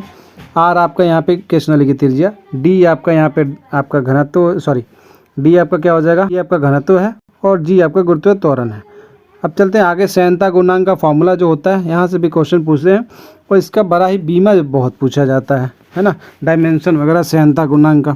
ओके, तो संयंता गुणांक का डायमेंशन पूछा जाता है, यूनिट पूछ लिया जाता है। तो ये जो है संयंता गुणांक को डिनोट करते हैं इस तरीके से। और एफ यहाँ पे सयान बल है ना। ओके, और उसके बाद है भैया प्रत्येक परत का क्षेत्रफल एरिया, dV/dx जो है वेग प्रवणता है ना। वेग बटा dV/dx इसको वेग प्रवणता बोलते हैं, वेग बटा दूरी। ओके, चलिए इसका फॉर्मूला सयान बल, ये एफ क्या है भैया? सयान बल है। सयान बल का फॉर्मूला होता है ये वाला, इसको आपको dV/dx सबको ध्यान में रखना होगा, है ना। संयंता गुणांक गुने एरिया बटा, मतलब संयंता गुणांक गुने क्षेत्रफल बटा वेग प्रवणता, इसको डायरेक्ट हिंदी में हम बोलते हैं। तो इसको ये किस चीज़ का फॉर्मूला है? सयान बल है। क्या है? सयान बल है। ओके, चलिए आगे बात करेंगे हम सयान बल के आगे। स्टोक का नियम, स्टोक का नियम क्या होता है वो समझिए। स्टोक का नियम होता है F बराबर बल है, एन आपका यहाँ पे जो दे रखा है इस तरीके से, संयंता गुणांक है, आर त्रिज्या, वेग v है। तो F का फॉर्मूला आपसे पूछ लेता है F/6πnRB, इस तरीके से इसको आप n ही करके याद रखिए, है ना। F = 6πnR/v, ये आपका स्टोक का नियम है, इसको आपको ध्यान में रखना होगा। ओके, इसको ध्यान में रखना होगा, डायरेक्ट आपसे पूछ लेता है, डायरेक्ट मान आपसे पूछ लेता है। ओके, ये आपका सयान बल का फॉर्मूला होगा, ये वाला। ओके, संयंता गुणांक गुने क्षेत्रफल गुने वेग प्रवणता। ओके, कर लेते हैं बर्नौली सिद्धांत। बर्नौली जो सिद्धांत है उसको समझते हैं भैया, है ना। एक एक पॉइंट को डिस्कस करते चलते हैं। P दाब है, H गहराई है और यहाँ पे रो घनत्व यहाँ पे दे रखा है ना। और V वेग है, E प्रत्यास्थता गुणांक है। P क्या है भैया? दाब है, प्रेशर, H गहराई है, ये रो घनत्व है, V वेग है, E प्रत्यास्थता गुणांक है। ओके, समझ में आ गया ना। अब इसका जो फॉर्मूला बनता है P/1/2 रो V square rho GH = constant. ये आपका बर्नौली का सिद्धांत है। बर्नौली सिद्धांत जो है यही है, P/1/2 रो V स्क्वायर, है ना। रो आपका क्या है? घनत्व है, V आपका वेग है, P आपका दाब है, H गहराई है और आपका यहाँ पे रो घनत्व है, E प्रत्यास्थता गुणांक है। ओके, तो इसका जो फॉर्मूला यही बन जाता है ना, रो GH/= कांस्टेंट, ये नियतांक होता है। ओके, चलिए अब हम बात कर लेते हैं विकृति की। क्या बात करेंगे भैया? विकृति। विकृति होता है परिवर्तित लंबाई बटा मूल लंबाई, है ना। लंबाई में परिवर्तन, चेंज इन आपका लेंथ बटा लेंथ, मूल लंबाई जो है जितना लंबाई दे रखा वही आपका विकृति होता है ना। तो ये जो आता है ना, ये मीटर/मीटर बन जाता है और मीटर कट जाता है। तो विकृति का जब आपसे पूछ लेता है यूनिट, तो वो भैया डायमेंशन आपका क्या हो जाता है? 0 0 हो जाएगा, है ना। ऊपर भी 0, नीचे भी 0, ये कट गया ना भैया, 0 0 बच गया 0। तो विकृति का कोई भी आपका होता नहीं है ना। अब चलते हैं प्रतिबल। प्रतिबल होता है भैया बल बटा क्षेत्रफल, उसका भी वही याद रखते हैं जो आपका क्या रहता है, दाब का जो सूत्र होता है ना, सेम वही सूत्र आप इसको भी मान सकते हैं, है ना। दाब बराबर बल बटा क्षेत्रफल होता है, force upon area, pressure equal to force upon area होता है। सेम आंतरिक बल, सेम डायमेंशन जो इसका लगता है वही डायमेंशन इसका रहता है। फोर्स के लिए क्या इस्तेमाल करते हैं, बल के लिए हम डायरेक्ट यूज कर सकते हैं, न्यूटन इस्तेमाल कर सकते हैं, है ना। और मीटर स्क्वायर सेम यहाँ पे भी इस्तेमाल कर सकते हैं। यहाँ पे प्रतिबल बटा विकृति, ई आपसे जब पूछ ले, और ई यहाँ पे क्या है, ई आपका क्या है, प्रत्यास्थता गुणन, तो यहाँ पे ई प्रत्यास्थता प्रतिबल बटा विकृति यहाँ पे ध्यान में रखना होगा। विकृति का कुछ होता नहीं है, प्रतिबल वही सेम हो जाएगा न्यूटन प्रति मीटर स्क्वायर, बल बटा क्षेत्रफल, है ना।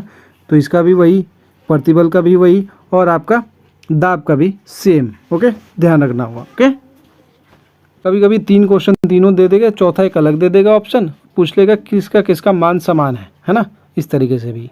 अब हम बात करेंगे तरंग गति एंड ध्वनि, वेव एंड साउंड वाला जो चैप्टर है वहाँ से क्वेश्चन जो बनते हैं वो समझिए। आवृत्ति का मान बराबर होता है 1 बटा आवर्तकाल। आवृत्ति को हम एन से डिनोट करते हैं और 1 बटा टी होता है। टी आपका यहाँ पे क्या भैया, आवर्तकाल है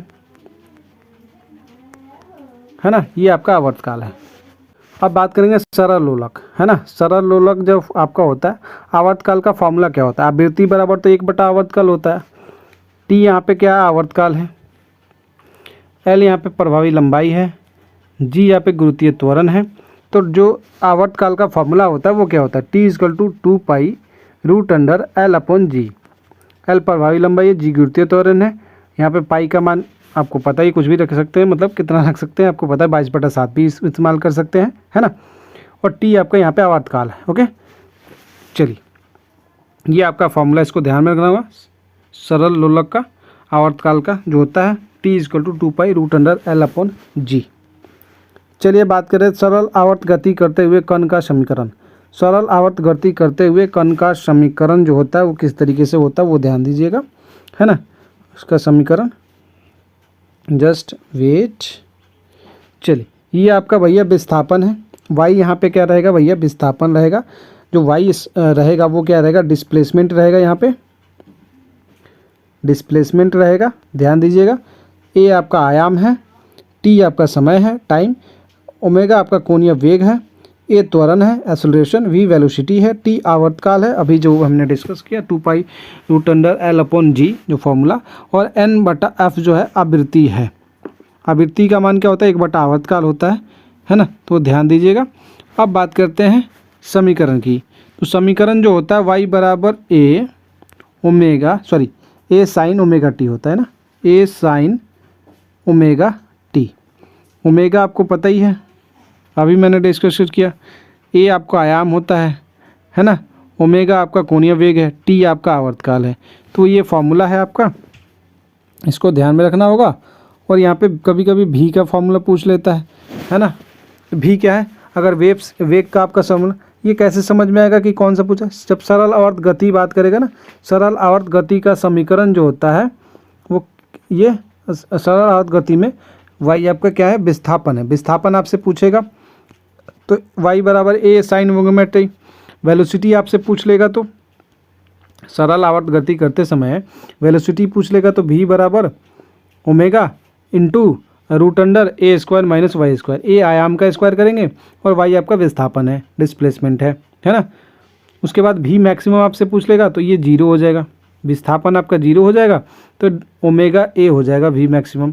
डायरेक्ट आपको याद रखना, भी मैक्सिमम जब पूछेगा सरल आवर्त गति में तो ओमेगा वे आपको बोल देना है, काम आपका हो जाएगा। ओके, आपसे आयाम पूछ ले, है ना, भी मैक्सिमम बात कर लिया, डिस्प्लेसमेंट बात कर लिया, वेलोसिटी बात कर लिया।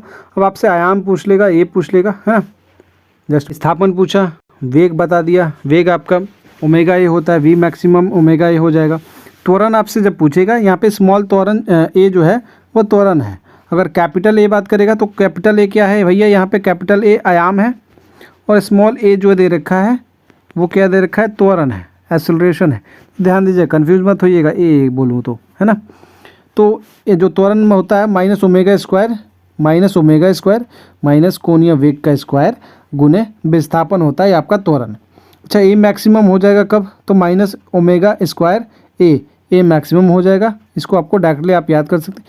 ए मिनिमम, अगर मिनिमम त्वरण पूछ लेगा तो डायरेक्ट 0 आपको बोल देना। ओमेगा बराबर होता है क्या, 2 पाई एन, 2 पाई एन, और एन के जगह पे हम अगर टी रख दें, एन और आवृत्ति का हमने फॉर्मूला क्या देखा था, 1/t आवर्तकाल, तो 2 पाई इंटू 1/t लिख सकते हैं क्या, लग सकते हैं। तो 2 पाई अपन टी नहीं हो जाएगा ओमेगा बराबर, उससे हिसाब से हो गया। Clear, clear. चलिए, 1 घंटे का क्लास कर लिया भैया। बड़ा मेहनत लगता है इस तरीके से पीडीएफ को तैयार करना, क्लास करना, है ना। और बहुत सारे बच्चे लाइक वगैरह नहीं कर रहे हैं तो वो थोड़ा सा डिसपॉइंटेड लगता है भैया। तो कृपया करके लाइक, शेयर, और अभी तक आप सोच रहे हैं सब्सक्राइब करें नहीं करें तो सब्सक्राइब ज़रूर कर लीजिएगा। इससे बेहतरीन आपको क्लास कहीं नहीं मिलने वाला है पूरे यूट्यूब पे, है ना, फ्री ऑफ कॉस्ट। चलिए आगे बात करते हैं तरंग चाल की। तरंग चाल की बात कर ले। यहाँ पे तरंग चाल, एन यहाँ पे जो है तरंग की आवृत्ति है। आवृत्ति अभी बताया था, एन बराबर 1/t। टी तरंग का आवर्तकाल है, टी आवर्तकाल होता है तो तरंग का यहाँ पे तरंग में तरंग वही रहेगा, तरंग का आवर्त का टी। लैम्डा तरंग की लंबाई हो जाएगी। तो भी बराबर एन लेमडा, बड़ा ही क्वेश्चन एक पूछा जाता है, भी बराबर एन लेमडा, है ना, भी बराबर एन लेमडा एक क्वेश्चन पूछा जाता है। अच्छा, हम कभी कभी लेमडा, अच्छा अब इसको हम क्या कर सकते हैं, 1/t भी लिख सकते हैं कहाँ पे, एन के जगह पे। इसके जगह पे हम लोग भी बराबर एन बाई लेमडा का है कर दिया मैंने, भी बराबर एन लेमडा, है ना।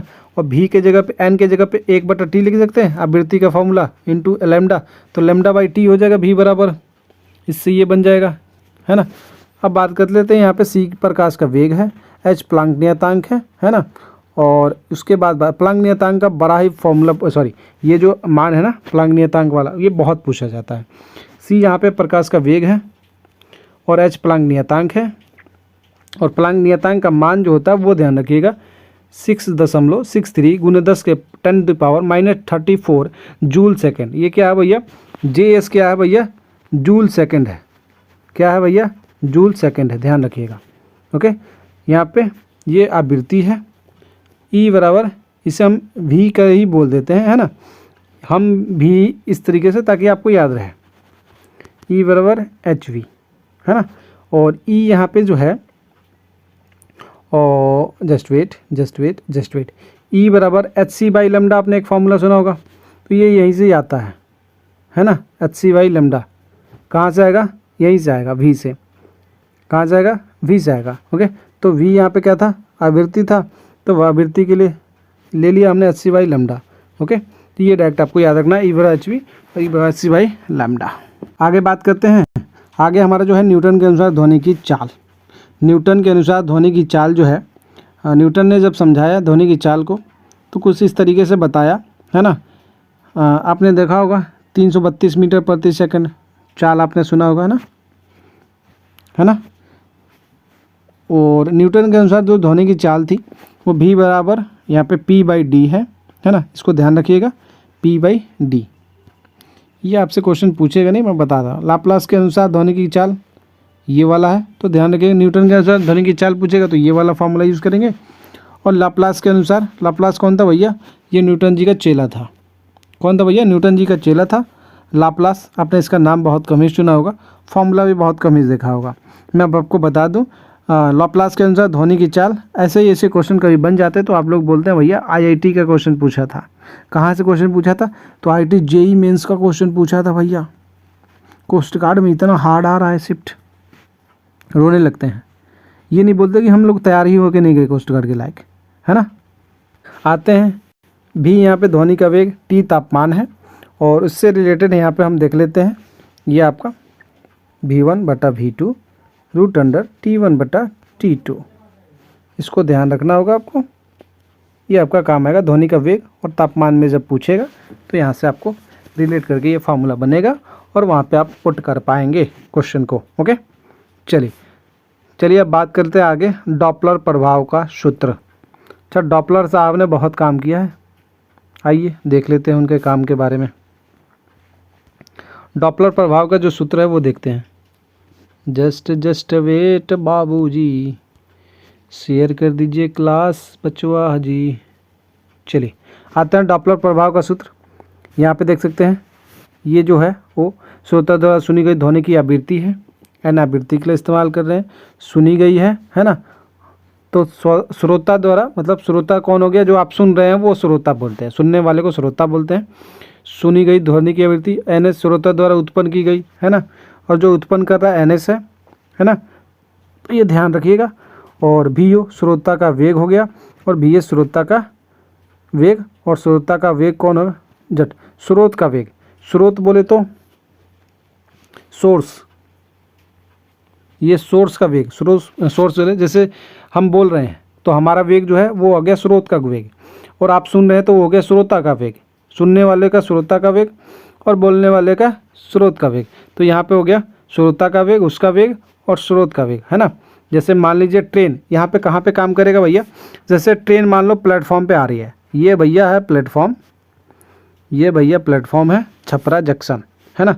इसको मैं बना देता हूँ अच्छे तरीके से ताकि आपको समझ में आए इस तरीके से। ये भैया प्लेटफॉर्म छपरा,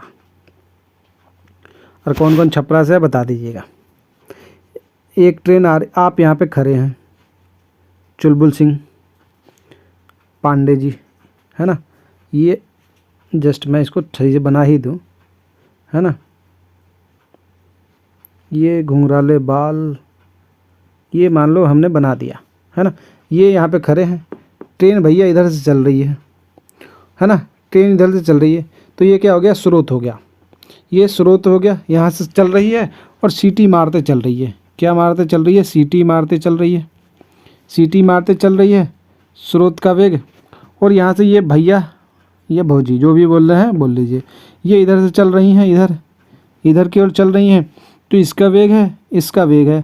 अब ये जो वेग है उसी को सुनना है भैया, डॉपलर प्रभाव को, है ना, तो उसी को सुनना है और यहाँ पे आना है। ये है फार्मूला बन जाएगा, ये हो गया वो वाला, क्या हो जाएगा भैया, स्रोत वाला, और भी एस वाला हो जाएगा भैया स्रोत का, है ना।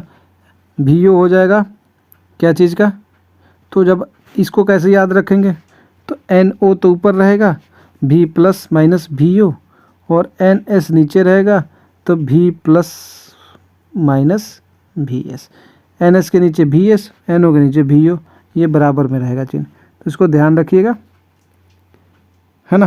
डायरेक्ट फार्मूला आपको ऑप्शन में पूछा जाता है, ओके, तो इसको ध्यान में रखना होगा। चलिए एक मैक संख्या होता है, मैक संख्या, ये आपसे इससे क्वेश्चन बनता नहीं है, लेकिन यहाँ से ये इस तरीके से आपको डायरेक्ट ऑब्जेक्टिव बेस में वायुयान की चाल बटा ध्वनि का वेग करके आ जाता है, इसको ध्यान रखिएगा। वायुयान की जो चाल है, स्पीड है ना, और ध्वनि का जो वेग है उसको बराबर कर देंगे बट्टा में, तो वो मैक संख्या बोलते हैं, ओके। आते हैं उत्पन्न ध्वनि की आवृत्ति पे। उत्पन्न ध्वनि की आवृत्ति क्या है भैया, एन से डिनोट करें, ध्वनि का वेग v है और ध्वनि का तरंगदैर्घ्य लैम्डा है, तो इसका ये है फॉर्मूला ध्वनि की, उत्पन्न ध्वनि की आवृत्ति। इसको ध्यान रखिएगा, n बराबर v बाई लैम्डा आपने सुना होगा, और v बराबर n लैम्डा आपने सुना होगा, तो n बराबर v बाई लैम्डा भी तो कर सकते हैं ना, सेम वही यहाँ पे किया है, ध्यान दीजिएगा, ओके। अब एक होता है ऑर्गन ओपन पाइप, और ये होता है क्लोज ऑर्गन पाइप, है ना। तो ऑर्गन ओपन पाइप के लिए ऑर्गन जो स्नली होती है, ऑर्गन रहेगा मतलब ओपन रहेगा, खुला रहेगा, जैसे आपने बांसुरी वगैरह सुना है ना, ओपन रहता है। एक होता है क्लोज, ड्रम वगैरह आपने सुना है ना, वो क्लोज हो गया, और एक हो गया ओपन हो गया। ओपन ऑर्गन पाइप जो बांसुरी वगैरह है बजाते रहते हैं, एन बराबर वी बाई लैम्डा ले लेंगे। यहाँ पे फॉर्मूला होता है, जब ओपन रहेगा तो भाई 2L ले लेंगे, और जब क्लोज रहेगा तो 4L ले लेंगे, v बाई एल 4L और v बाई 2L, बस इतना ही अंतर रखना है। ओपन रहेगा तो v बराबर 2L ले लेंगे, और क्लोज रहेगा तो v बाई 2L ले लेंगे, सॉरी 4L ले लेंगे। क्लोज में 2 गुना ज़्यादा हो जाएगा, इसमें 2 गुना कम हो जाएगा, ओके। चलिए अब बात करेंगे आवृत्ति की। आवृत्ति n बराबर आवृत्ति है, यहाँ पे v वेग है, लैम्डा तरंगदैर्घ्य है, l पाइप की लंबाई है, और v तरंग का वेग है। तो मेरे ख्याल से अब इसको समझने में कोई दिक्कत आया नहीं होगा, है ना, इसको समझने में कोई दिक्कत आया ना। ओपन के लिए v बाई 2L ले लेंगे, और क्लोज के लिए v बाई 4L ले लेंगे। ये डिनोशन है आवृत्ति, है ना। वेग वेलोसिटी, लैम्डा तरंगदैर्घ्य, ये पाइप की लंबाई, ये तरंग का वेग, ओके। चलते हैं भैया 11वें चैप्टर पे, है ना। ऊष्मा की ओर हम बढ़ रहे हैं, हीट की ओर, और ऊष्मा की ओर बढ़ रहे हैं, उससे पहले भैया आपका भी ऊष्मा दिखाई देना चाहिए। एनर्जी हमने ख़त्म कर दिया है आपका, लेकिन एनर्जी हमने भर दिया है एनर्जी पढ़ा के, तो वर्क एनर्जी पावर हो गया। भैया हम हीट की बात करेंगे तो उसी तरीके से हीट आपका आना चाहिए हाथों में, अंगूठे में, और जो सब्सक्राइब का रेड बटन दिख रहा है उसको टिक से मार दीजिए, ज़्यादा समय नहीं लगाइए, टिक से मार दीजिए। इस तरीके से क्लास आपका चलता रहेगा, है ना। और कौन कौन चाहता है कि साइंस का भी एक मैराथन लिखा है उसमें लंबा क्लास चले और एक बार में साइंस को निपटा डाला जाए, तो वो मैं कल ले लूँगा क्लास, अगर आप लोग रेडी रहेंगे तो इस वीडियो पे 1 के व्यूज़ जैसे ही कंप्लीट होंगे, 1 के जैसे ही व्यूज़ कंप्लीट होंगे तैसे ही साइंस का मैराथन आ जाएगा आपके लिए लॉन्ग, है ना, और कंप्लीट साइंस करा देंगे। चलिए यहाँ पे फॉर्मूला डिस्कस करते हैं। आपने बहुत सारा सुना होगा, सेल्सियस का मान दे के फ़ारेनहाइट में पूछ लेता है, फ़ारेनहाइट का दे के सेल्सियस में पूछ लेता है, तो वो यही फार्मूला है जिससे आप बनाएंगे, ये वही फार्मूला है जिससे आप बनाएंगे। अच्छा, हम जो क्वेश्चन डिस्कशन कर रहे थे, हम तो यहाँ पे कहाँ पे मैक संख्या, ये ऑर्गन पाइप नली वाला हो गया उष्मा पे। उससे पहले एक पॉइंट हमको याद आया तो मैं सोचा बता दूँ आपको। यहाँ पे ये जो ध्वनि का वेग है ये किससे प्रभावित होता है ना। तो जो तापमान है, तापमान के बढ़ने से ध्वनि का वेग बढ़ता है। अगर टेम्परेचर बढ़ जाएगा तो ध्वनि का वेग बढ़ जाएगा, और तापमान घटेगा तो ध्वनि का वेग घट जाएगा। ये ध्यान रखिएगा। डायरेक्ट वर्गमूल समानुपाती होता है किसके, v = √T के। इसको ध्यान रखना होगा। ध्वनि का वेग अगर तापमान बढ़ता है तो वेग भी बढ़ जाएगा, है ना। तापमान बढ़ने से ध्वनि का वेग बढ़ेगा और तापमान घटने से ध्वनि का वेग घट जाएगा, ये ध्यान रखना। अच्छा, 1 डिग्री सेंटीग्रेड तापमान अगर बढ़ाने से वायु की ध्वनि का कितना सेंटीमीटर, तो 61 सेंटीमीटर, आपका 61 सेंटीमीटर प्रति सेकंड, है ना, ये आपका बढ़ जाता है ध्वनि का वेग। कितना, अगर 1 डिग्री सेंटीग्रेड तापमान आपका इंक्रीज होता है, 1 डिग्री सेंटीग्रेड अगर तापमान आपका इंक्रीज होता है मतलब बढ़ता है, तो जो ध्वनि का वेग बढ़ता है वो कितना बढ़ता है, 61 सेंटीमीटर प्रति सेकंड, या फिर 0.61 मीटर प्रति सेकंड आपका बढ़ जाता है। इसको ध्यान रखिएगा, बहुत इंपॉर्टेंट क्वेश्चन है, ध्यान में आया तो सोचा आपको बता दिया जाए। ओके, चलिए अब हम बात कर लेते हैं ऊष्मा की, है ना। ऊष्मा हमने यहाँ पे डिस्कस करने वाले हैं। एक फॉर्मूला ये ध्यान में रखना होगा और सारे क्वेश्चन आपके यहाँ से क्लियर हो जाएंगे। ये वाला चीज़ आपको याद रखना होगा। सी हम आपको बता देते हैं। सी यहाँ पे सेल्सियस है, एफ फ़ारेनहाइट है, और आपका जो यहाँ पे के केल्विन है, और आपका आर यहाँ पे र्यूमर है। ओके, यहाँ पे मैं लिख देता हूँ ताकि आपको ध्यान रहे, है ना। सी जो है आपका यहाँ पे क्या है, सी यहाँ पे सेल्सियस है, सेल्सियस है। एफ फ़ारेनहाइट है। ओके, क्या है, फ़ारेनहाइट है, फ़ारेनहाइट है यहाँ पे, और फ़ारेनहाइट है, और आपका यहाँ पे के केल्विन है। फ़ारेनहाइट में तापमान, सेल्सियस में तापमान, केल्विन में तापमान, र्यूमर में ये आपका टेम्परेचर के लिए ही, है ना, ऊष्मा के लिए ही आपका इस्तेमाल किया जाता है। चलिए, अगर आपसे सेल्सियस और फ़ारेनहाइट का मान पूछ ले, सेल्सियस और फ़ारेनहाइट का पूछ ले, तो यहाँ पे आपको ध्यान रखना होगा, इसका फॉर्मूला यूज़ करेंगे। फ़ारेनहाइट से केल्विन में पूछ ले तो इसका इस्तेमाल करेंगे, इसका इससे पूछ ले तो इसका इस्तेमाल करेंगे। अगर जिससे जिसका पूछे वही वाला इस्तेमाल करेंगे, है ना। जैसे मान लो हमसे सेल्सियस में मान दिया है, सेल्सियस में मान दे दिया है, और केल्विन में पूछ दिया, तो ये 0 है, तो इसको हम डायरेक्ट क्या रख सकते हैं, सेल्सियस बटा 100 = केल्विन माइनस 273 बटा 373 माइनस 273। इसको इस तरीके से लिखेंगे और ये घटा देंगे। 373 में से 273, 100 बच गया, 100 कट गया, और सेल्सियस बटा, अब बच गया सेल्सियस बटा के माइनस 270। ओके, यही बच गया ना, सॉरी 273। ये इस तरीके से आपको ये फॉर्मूला का इस्तेमाल करना है। ओके, इसको आप हटा भी सकते हैं, ये 0 है तो क्या घटाना भैया, 0 को, इसको हटा दीजिए, इसको हटा दीजिए 0 को। अब कुछ समझ में आ रहा है ना। चलिए, इतना समझ में आ गया होगा मेरे ख्याल से, है ना। अच्छा, आपसे पूछ ले मानव शरीर का तापमान, अगर सेल्सियस में पूछ ले, मानव शरीर का तापमान सेल्सियस में होता है 37 डिग्री सेल्सियस, और मानव शरीर का तापमान फ़ारेनहाइट में होता है 98.6 फ़ारेनहाइट, है ना, 98.6 फ़ारेनहाइट। ये ध्यान रखिएगा, क्वेश्चन आपसे पूछा जाता है। चलिए चलते हैं। रेखीय प्रसार गुणांक। रेखीय प्रसार गुणांक क्या होता है, रेखीय प्रसार गुणांक आपका होता है भैया, इसको अल्फ़ा से डिनोट करेंगे, है ना, अल्फ़ा से डिनोट करते हैं रेखीय प्रसार गुणांक को, और ये होता है LF फाइनल वाला, और एल इनिशियल वाला, है ना। उसके बाद और यहाँ पे एल है क्या, एल क्या है भैया, एल कोई बताएगा एल यहाँ पे क्या है, जस्ट मैं बता देता हूँ। Okay, L F L I 1 plus alpha theta, L plus 1 plus alpha theta है। रेखीय प्रसार गुणांक बात कर रहा है तो लंबाई की बात कर रहा है, इसलिए एल का इस्तेमाल कर रहे हैं। क्षेत्रीय प्रसार गुणांक बात करेंगे बीटा, जिसमें एरिया की बात करेंगे तो इसलिए ए का यहाँ पे इस्तेमाल हुआ है ना, ए का इस्तेमाल हुआ है। तो इसको यहाँ पे देखेंगे बीटा बराबर ए एफ बराबर ए आई, मतलब एरिया जो फाइनल और initial area plus 1 plus beta theta, beta into theta, theta क्या है भैया यहाँ पे कोण हो जाएगा। ओके, चलिए क्षेत्रीय प्रसार गुणांक हो गया। ओके, चलते हैं आगे बढ़ते हैं, जस्ट वेट। बात कर लेते हैं आयतन प्रसार गुणांक। आयतन प्रसार गुणांक, आयतन में यहाँ पे क्या लेंगे, वॉल्यूम को, वो final volume equal to initial volume plus into 1 plus y theta, sorry gamma theta. आयतन प्रसार गुणांक में गामा लेंगे, क्षेत्रीय प्रसार गुणांक में बीटा लेंगे और रेखीय प्रसार में अल्फ़ा का इस्तेमाल करने वाले हैं। कभी कभी क्या बहुत बार आपसे ये क्वेश्चन पूछा जाता है, अल्फ़ा बीटा गामा का अनुपात 1 अनुपात 2 अनुपात 3 अनुपात। अब क्या पूछा जा रहा है, पहले ये पूछा जाता था, अब पूछा जा रहा है गामा का अनुपात बटा बीटा का अनुपात और बटा अल्फ़ा का अनुपात क्या होता है। तो इसको उल्टा करेंगे 3 अनुपात 2 अनुपात 1। तो ये वाला भी ध्यान में रखना, अगर इस तरीके से पूछ ले तो ये आपको जवाब देना होगा। ओके, अच्छा एक चीज़ पूछ लो आपसे, परम शून्य तापमान किसे कहते हैं। तो परम शून्य तापमान वो होता है भैया 0 केल्विन या फिर भैया -273 डिग्री सेल्सियस को परम शून्य तापमान कहते हैं। इसको ध्यान रखिएगा, 0 केल्विन होगा या फिर भैया -273 डिग्री सेल्सियस होगा, तो ये है भैया परम शून्य तापमान। क्या होगा, परम शून्य तापमान, ध्यान में रखना है। ओके, आगे बढ़ते हैं। न्यूटन का शीतलन नियम, इसको देख लेते हैं। शीतलन नियम क्या भैया, Q1 Q2 Q0 Q है ना। तो इसको क्या भैया, प्रारंभिक तापमान Q1, अंतिम तापमान QT और वायुमंडल का तापमान Q0 से डिनोट करेंगे, है ना।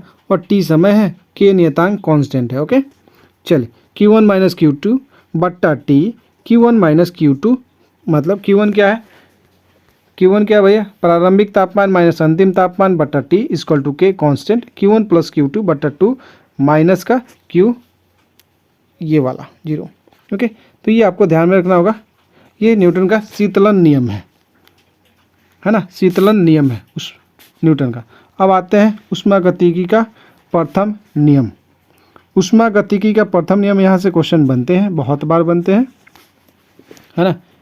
यहाँ पे दिया गया ऊष्मा Q है, ऊष्मा Q है। ओके, ऊष्मा जो है Q है, U डेल सॉरी ये जो U है आंतरिक ऊर्जा है, W यहाँ पे बाह्य कार्य है ना, वर्क जो बोलते हैं एक्सटर्नल फोर्स, और यहाँ पे Q बराबर U प्लस W, ये आंतरिक ऊर्जा है।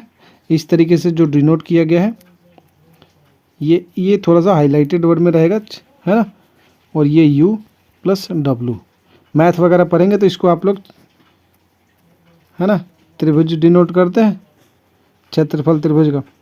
चलिए आप बात करते हैं यहाँ पे, ये फॉर्मूला आपको ध्यान में रखना होगा, बहुत ज़रूरी है। यहाँ से डायरेक्ट क्वेश्चन पूछा जाता है। आंतरिक ऊर्जा दे दिया रहेगा, Q दे दिया रहेगा, W का मान पूछ लेगा। तो W का मान अगर मान लो पूछ लिया, आंतरिक ऊर्जा दिया है तो उसमें बटा ये आंतरिक ऊर्जा नीचे चला जाएगा ना, W पूछ लिया तो, अगर आंतरिक ऊर्जा पूछ लिया तो Q बटा W हो जाएगा। इस तरीके से क्वेश्चन बन जाते हैं। चलते हैं क्वेश्चन नंबर, विशिष्ट ऊष्मा धारिता, एस से डिनोट करते हैं इसको, विशिष्ट ऊष्मा धारिता को। T यहाँ पे तापमान, थीटा सॉरी तापमान में अंतर है। ओके, और M द्रव्यमान है, Q यहाँ पे ऊष्मा की मात्रा है, Q बराबर MS थीटा, है ना, MS थीटा। अब S निकालना है, विशिष्ट ऊष्मा धारिता आपसे अगर पूछ ले तो विशिष्ट ऊष्मा धारिता किस तरीके से निकालेंगे, तो भैया Q बराबर M थीटा हो जाएगा, S बराबर, है ना। तो ये हो जाएगा विशिष्ट ऊष्मा धारिता, S बराबर Q बटा M इंटू थीटा। ओके, चलते हैं गुप्त ऊष्मा। गुप्त ऊष्मा को लैटेंट हीट बोलते हैं, लैटेंट हीट, है ना, लैटेंट हीट। ओके, तो इसको किससे, L से डिनोट करते हैं, Q बराबर M इंटू L, है ना। क्यू यहाँ पे क्या है भैया, क्यू आपको अभी मैंने बताया, यहाँ पे डिनोट किया था। क्यू क्या है भैया, ऊष्मा की मात्रा है ना। क्यू ऊष्मा है, एम आपका द्रव्यमान है, एल आपका क्या है, यहाँ पे आपको बता ही दिया भैया। तो क्यू बराबर एम एल। ओके, ये ध्यान रखना होगा। अगर आपसे एल पूछ लिया जाए, लेटेंट हीट पूछ लिया जाएगा, तो एल बराबर हो जाएगा क्यू बटा एम, उसमें ऊर्जा बटा द्रव्यमान। ओके, आगे आते हैं ऊष्माधारिता एच। ऊष्माधारिता को एच से डिनोट किया है, एच बराबर एम इंटू एस। ये डायरेक्ट आपको याद रखना होगा। बस इतना होगा भैया, हमने 11 चैप्टर डिस्कस कर लिया। अब चलते हैं भैया प्रकाश पे, लाइट चैप्टर है ना, बड़ा चैप्टर है लाइट।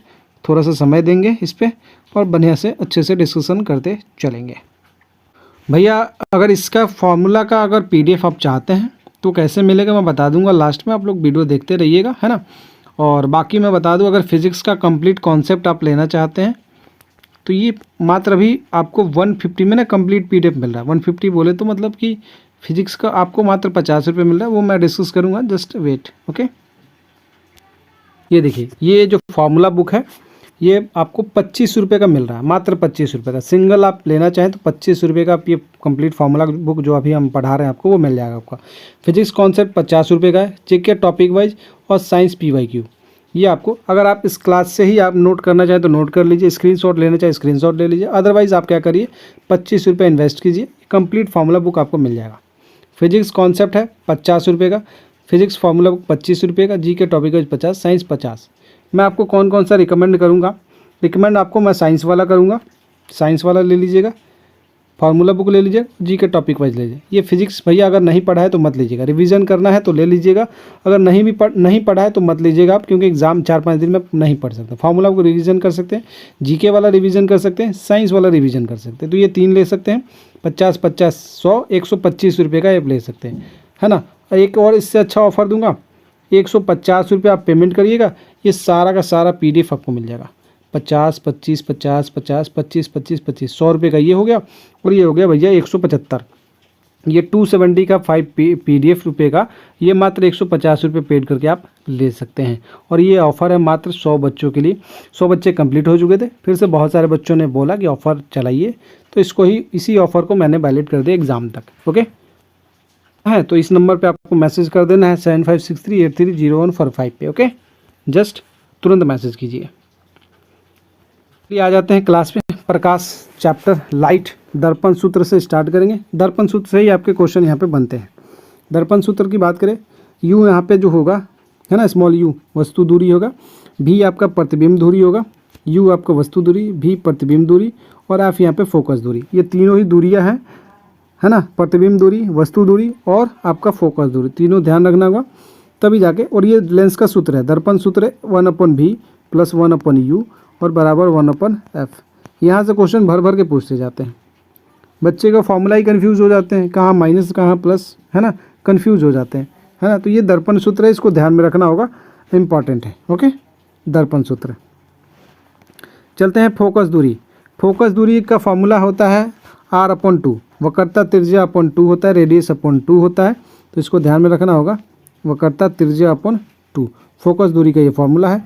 आवर्धन M का जो फॉर्मूला होता है माइनस का V/U होता है, डायरेक्ट आपको याद रखना, आवर्धन माइनस V/U। लेंस सूत्र देखिए, और दर्पण सूत्र क्या होता है। लेंस सूत्र में सिर्फ प्लस का माइनस का अंतर होता है, दर्पण सूत्र में यहाँ पे 1/V + 1/U बराबर 1/F होता है। ये आपका दर्पण सूत्र है, यहाँ पे आपको दिखाई दे रहा है जैसे कि। और लेंस सूत्र में यहाँ पे बस माइनस लग जाएगा, ये लेंस सूत्र बन जाएगा 1/V 1 - U -1/U और 1/F, ये लेंस सूत्र है। और दर्पण सूत्र क्या हो जाएगा भैया, 1/V + 1/U = 1/F, ये आपका दर्पण सूत्र हो जाएगा। तो ये दोनों ही फॉर्मूला ध्यान रखना है, बच्चे माइनस प्लस में कंफ्यूज होकर क्वेश्चन को गलत कर देते हैं, तो ये ध्यान रखना होगा आपको। ओके, चलिए अब बात कर लेते हैं लेंस की फोकस दूरी निकालने का सूत्र। अगर लेंस की फोकस दूरी पूछ ले निकालना है तो F बराबर फोकस दूरी में यहाँ पे लेंस का आवर्तनांक है ना, और R1 R2 यहाँ पे त्रिज्या है। तो ये उसका सूत्र है लेंस की फोकस दूरी निकालने के लिए 1/F = μ-1, है ना। इसको यहाँ पे ध्यान 1/R1 + 1/R2। यहाँ से क्वेश्चन आपके नहीं बनते हैं, पहले ही बता देता हूँ, जो भी क्वेश्चन बनते हैं वहाँ पे लेंस सूत्र और दर्पण सूत्र से बनते हैं, तो उसको ध्यान रखिएगा, ये आपसे रिक्वेस्ट है। ओके, चलिए आते हैं लेंस की क्षमता। लेंस की क्षमता, यहाँ से क्वेश्चन बनते हैं, इसका आपको पूछ लेता है डायोप्टर वगैरह, है ना, मात्रक वगैरह लेंस का, है ना। चलिए अब बात करते हैं P बराबर 1/f, ये आप मीटर में हो, है ना, और आप सेंटीमीटर में हो। मीटर में होगा तो इस तरीके से 100/f लेंस की क्षमता, और मीटर में होगा तो 1/f होगा। ओके, तो ये ध्यान रखिएगा, मीटर में होगा तो 1/f होगा, सेंटीमीटर में होता है 100/f होगा। ओके, लेंस की समतुल्य क्षमता, लेंस की समतुल्य क्षमता को देख लीजिए यहाँ पे, ये इस तरीके से डिनोट किया गया लेंस की समतुल्य क्षमता को। इसको देख लेते हैं, लेंस की समतुल्य क्षमता। समतुल्य क्षमता ये देखिए, ये डी दे रखा है, डिस्टेंस F1 P1 और F2 P2, है ना। तो ये इस तरीके से इसको याद रखना होगा। लेंस की समतुल्य क्षमता, यहाँ से क्वेश्चन बनते नहीं है लेकिन समझा दे रहा हूँ, है ना। जहाँ से क्वेश्चन बनते हैं वो ध्यान रखना। ये वाला क्वेश्चन ध्यान रखिएगा, लेंस सूत्र, दर्पण सूत्र, ये 3 फॉर्मूला अभी तक जो बताया मैंने ये इंपॉर्टेंट है। आइए यहाँ चलते हैं स्नेल्स लॉ। स्नेल का जो नियम होता है, आई आपतन कोण है, आर अपवर्तन कोण है, और यहाँ पे म्यू आई जो दे रखा है आपतित किरण वाले माध्यम का अपवर्तनांक, और यू आर दे रखा है अपवर्तित किरण वाले माध्यम का अपवर्तनांक। तो ये स्नेल नियम का ये जो डिनोशन है, इसको आपको ध्यान में रखना होगा, बहुत इंपॉर्टेंट है ना, इसको आपको ध्यान में रखना होगा। ओके, चलिए आगे बात कर लेते हैं। और स्नेल का नियम यही होता है भैया, एस एन आई मतलब साइन आई बटा sine r equal to mu r बटा म्यू आई, मतलब उल्टा हो जाता है, आई के स्थान पे आर और आर के स्थान पे यू, है ना, आई। ओके, तो इसको ध्यान रखना होगा। देख रहे हैं यहाँ पे आई है तो उसके सामने आर है तो सामने आई बटा, इस तरीके से आपको ध्यान में रखना होगा। ये स्नेल का नियम है, डायरेक्ट आपसे पूछेगा स्नेल का नियम, और ये ऑप्शन आपको दिया रहता है यू आर बटा यू आई, ये यहाँ पे नहीं पूछता इधर से, इतना देखे स्नेल का नियम आपको ऑप्शन में रहेगा, इधर उधर चेंज करके। और बच्चे यू आर किधर रहेगा, है ना, उसमें कन्फ्यूज हो जाते हैं। ऐसे भी ऑप्शन आता है साइन आई बराबर यू आई बटा साइन आर बटा यू आर, या फिर ऊपर कर देगा साइन आर बटा साइन आई। तो बच्चे यहाँ पे बहुत ज़्यादा कन्फ्यूज होते हैं, तो ये ध्यान रखना होगा किधर क्या होगा। चलिए आते हैं यहाँ पे, म्यू यहाँ पे माध्यम का अपवर्तनांक है, क्या भैया, माध्यम का अपवर्तनांक है, आर वस्तु की वास्तविक गहराई है, और ये आभासी गहराई है। तो म्यू बराबर क्या हो जाएगा, माध्यम का अपवर्तनांक निकालना होगा तो आर बटा ये फॉर्मूला है छोटा सा, इसको ध्यान में रखते चलिएगा। कितना धंसा हुआ प्रतीत होगा, ए से पता चलेगा, है ना, क्योंकि गहराई यही तो बोल रहा है, वास्तविक गहराई। और कितना उठा हुआ प्रतीत होगा, आर माइनस ए निकाल देंगे, आभासी गहराई से आपको क्या निकाल देंगे, वास्तविक गहराई से आभासी गहराई को घटा देंगे, तो कितना उठा हुआ प्रतीत होगा उससे पता लग जाएगा ये वाला, है ना। तो ध्यान रखिएगा। ये अभी तक अपने चैनल को सब्सक्राइब नहीं किया तो चैनल को सब्सक्राइब करके बेल आइकन के बटन को प्रेस कर लीजिएगा। अब हम बात करने वाले हैं इलेक्ट्रिसिटी चैप्टर, विद्युत पे आ चुके हैं भैया। अब ऊर्जा करा दिया, ग्रेविटेशनल वगैरह सब करा दिया, है ना। तो यहाँ पे आते हैं भैया, इलेक्ट्रॉन की संख्या n है, Q का आवेश है, चार्ज जिसे बोलेंगे, n इलेक्ट्रॉन की संख्या है, और यहाँ पे देख सकते हैं ये E यहाँ पे इलेक्ट्रॉन माइनस का 1/6 × 10⁻⁻19 होता है, ये आपका आवेश कूलम। ओके, Q यहाँ पे आवेश है, अभी बताया मैंने, T समय दे रखा है, I यहाँ पे धारा है। ओके, एक फॉर्मूला बनता है Q बराबर NE, N यहाँ पे क्या है भैया, इलेक्ट्रॉन की संख्या, और E क्या है भैया, E क्या है, यहाँ पे इलेक्ट्रॉन है, Q आवेश है, तो ये पूछ लेता है भैया, है ना। यहाँ से क्वेश्चन ऐसे बनता है, Q बराबर है नहीं, कभी कभी N पूछ लेगा, संख्या पूछ लेगा इलेक्ट्रॉन की संख्या, Q बराबर E, Q आवेश हो गया, E का मान दिया रहेगा, या फिर Q बराबर IT भी होता है, I धारा पूछ लेगा, T समय है, आवेश पूछ लेगा आपसे, तो यहाँ पे आपको बताना होगा। ओके, एक बड़ा ही इंपॉर्टेंट सूत्र आया है, कूलम का नियम, बड़ा ही क्वेश्चन पूछा जाता है यहाँ से, F बराबर K Q1 Q2 बटा R², K यहाँ पे कांस्टेंट हो जाएगा, Q1 Q2 बटा Q आपका आवेश है, R त्रिज्या, F यहाँ पे बल हो जाएगा, है ना, कूलम बल। तो यहाँ पे पूछ ले देता है Q1 एक चीज़ का Q1 है आवेश, और दूसरे का भैया Q2 है, इसके बीच की दूरी R है, तो इसका फॉर्मूला जो बन जाता है, कूलम बल जो बनता है, K बराबर Q1 Q2 अपॉन R², ये फॉर्मूला है। ओके, अच्छा, K का मान यहाँ पे 1/4 पाई ई साइलेंट आप ले लेते हैं, ई साइलेंट का मान आपका कितना होता है ये ध्यान में रखिएगा। यहाँ पे ई साइलेंट का मान यहाँ पे, है ना, ई साइलेंट का मान जो होता है वो कितना 8.854 × 10⁻⁻12 कूलम स्क्वायर प्रति न्यूटन मीटर स्क्वायर होता है। कूलम स्क्वायर क्यों भैया, Q1 Q2 जो होता है ना ये आवेश होता है ना, तो कूलम स्क्वायर हो जाएगा और न्यूटन मीटर स्क्वायर हो जाएगा भैया, है ना। क्यों, क्योंकि ये भैया ये जो इसमें जाएगा F इंटू आर स्क्वायर। अच्छा ई साइलेंट का निकाल रहे हैं ना, तो पहले हम इसको पुट कर देते हैं तब आपको समझ में आएगा। इसको पुट करते हैं तब आपको समझ में आएगा। F बराबर K Q1 Q2 बटा आर स्क्वायर है। F बराबर क्या हो जाएगा, K के जगह पे 1/4 पाई ई साइलेंट हो जाएगा और Q1 Q2 बटा आर स्क्वायर। अब हमें निकालना है किसका, ई साइलेंट का। ई साइलेंट का बीमा आपसे पूछ सकता है या फिर डायरेक्ट के का बीमा पूछ ले, है ना। तो ई साइलेंट का आपसे बीमा पूछेगा तो अब देखिए इसका कहाँ फेरबदल हो जाएगा, हो जाएगा ना फेरबदल। अब फेरबदल हो जाएगा, ई साइलेंट है, ई साइलेंट उधर चला जाएगा इधर, ये Q1 बट्टा Q2 हो जाएगा बट्टा आर स्क्वायर दे रखा है, F नीचे आएगा तो F इंटू आर स्क्वायर। तो Q1 Q2 का ये कूलम स्क्वायर हो जाएगा, F के लिए न्यूटन ले लेंगे और आर स्क्वायर के लिए मीटर स्क्वायर ले लेंगे। तो ये आपका फॉर्मूला यहाँ पे बन जाता है। और इसको डायरेक्ट ध्यान में रखना होगा, ई साइलेंट का मान कितना होता है 8.85 इसको 4 गुना 10 के पावर -12 कूलम स्क्वायर प्रति न्यूटन मीटर स्क्वायर। अगर के का मान आपसे पूछ लेता है 9 गुने 10 के पावर 9 न्यूटन मीटर स्क्वायर प्रति कूलम स्क्वायर। यहाँ पे चेंज हो जाता है, क्यों भैया चेंज हो जाएगा, क्योंकि जब के का मान आपसे पूछेगा, के का आपसे मान पूछेगा तो के के लिए आपको क्या करना होगा, के के लिए तो F इंटू आर स्क्वायर हो जाएगा बट्टा Q1 Q2 नीचे चला जाएगा, के बराबर तो ये न्यूटन मीटर स्क्वायर हो जाएगा और Q1 Q2 आपका कूलम स्क्वायर हो जाएगा। ओके, तो ये के का आपका ये पूछ लेगा, ये पूछ लेगा और ये ध्यान में रहेगा। F बराबर के Q1 Q2 upon are square होता है, के का मान 1/4 पाई ई साइलेंट होता है, ई साइलेंट का मान 8.854 इंटू 10⁻² कूलम स्क्वायर प्रति न्यूटन मीटर स्क्वायर होता है। चलिए बात करते हैं विद्युतीय विभव की, है ना। विद्युतीय विभव, V आपका विभव है, W कार्य है, Q आवेश है। तो V बराबर W बटा Q, यहाँ से डायरेक्ट आपके क्वेश्चन पूछे जाते हैं। W आपका कार्य है, Q आवेश है, चार्ज जिसे बोलते हैं, और V आपका विभव है। तो विभव का सूत्र क्या हो जाएगा, W बटा Q वर्ग कार्य बटा आवेश। ओके, चलते हैं विद्युत क्षेत्र की तीव्रता पे बात करते हैं। विद्युत क्षेत्र की तीव्रता, विद्युत क्षेत्र की तीव्रता क्या होता है, E बराबर F/Q होता है ना। E बराबर F/Q, E तीव्रता है, विद्युत क्षेत्र की तीव्रता है, F आपका बल है, Q आवेश है। F क्या है, बल है, E है तीव्रता और Q आवेश है। तो इसका फॉर्मूला बन जाता है E बराबर F/Q, है ना।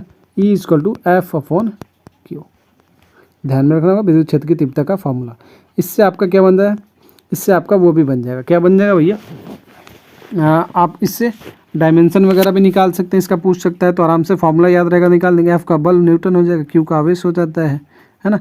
तो ये यहाँ पे आप निकाल सकते हैं। चलते आते हैं धारिता पे। धारिता आपका C होती है, ये छोटे छोटे फॉर्मूले हैं ना, बहुत काम के फॉर्मूले हैं। C आपका यहाँ पे धारिता होता है, Q आवेश अभी बताते ही आ रहा हूँ, V विभव कब से बता रहा हूँ, है ना। तो ये ध्यान में रखना होगा आपको, C धारिता है, Q आवेश है, V विभव है और R गोले की त्रिज्या है। क्या है, R गोले की त्रिज्या। तो इसका फॉर्मूला बन जाए C बराबर Q बटा V, Q आवेश बटा विभव, आवेश बटा विभव, धारिता बराबर आवेश बटा विभव। ध्यान में रखना होगा हिंदी वाले बच्चे, और इंग्लिश बराबर C बराबर Q बटा V, ध्यान रखिए। ओके, एक क्वेश्चन आपसे यहाँ पे पॉइंट पूछ लेता है, C का मान अगर आपसे पूछ ले तो 4 पाई ई साइलेंट R होता है। 4 पाई ई साइलेंट R डायरेक्ट आपसे और पूछेगा, है ना। डायरेक्ट सॉल्व नहीं करना, न्यूमेरिकल बेस नहीं, डायरेक्ट आपसे पूछेगा, है ना। डायरेक्ट आपसे पूछेगा तो इसको आपको टिक करना होगा, 4 पाई ई साइलेंट R होता है। ओके, 4 पाई ई साइलेंट R। अब चलते हैं संधारित्र का संयोजन। संधारित्रों का संयोजन श्रेणी क्रम और समांतर क्रम में बड़ा ही क्वेश्चन पूछा जाता है। श्रेणी क्रम में संयोजन पूछ ले तो इस तरीके से आपको बताना होगा, क्या बताना है भैया वो समझ लीजिए, है ना। आपसे पूछ लेगा क्या चीज़, श्रेणी क्रम में, तो श्रेणी क्रम में 1/C1 बराबर प्लस 1/C2, 3 पूछेगा तो 1/C3 हो जाएगा प्लस के मान, है ना। और C समतुल्य आपसे पूछ लेगा तो C समतुल्य इसको निकालना है।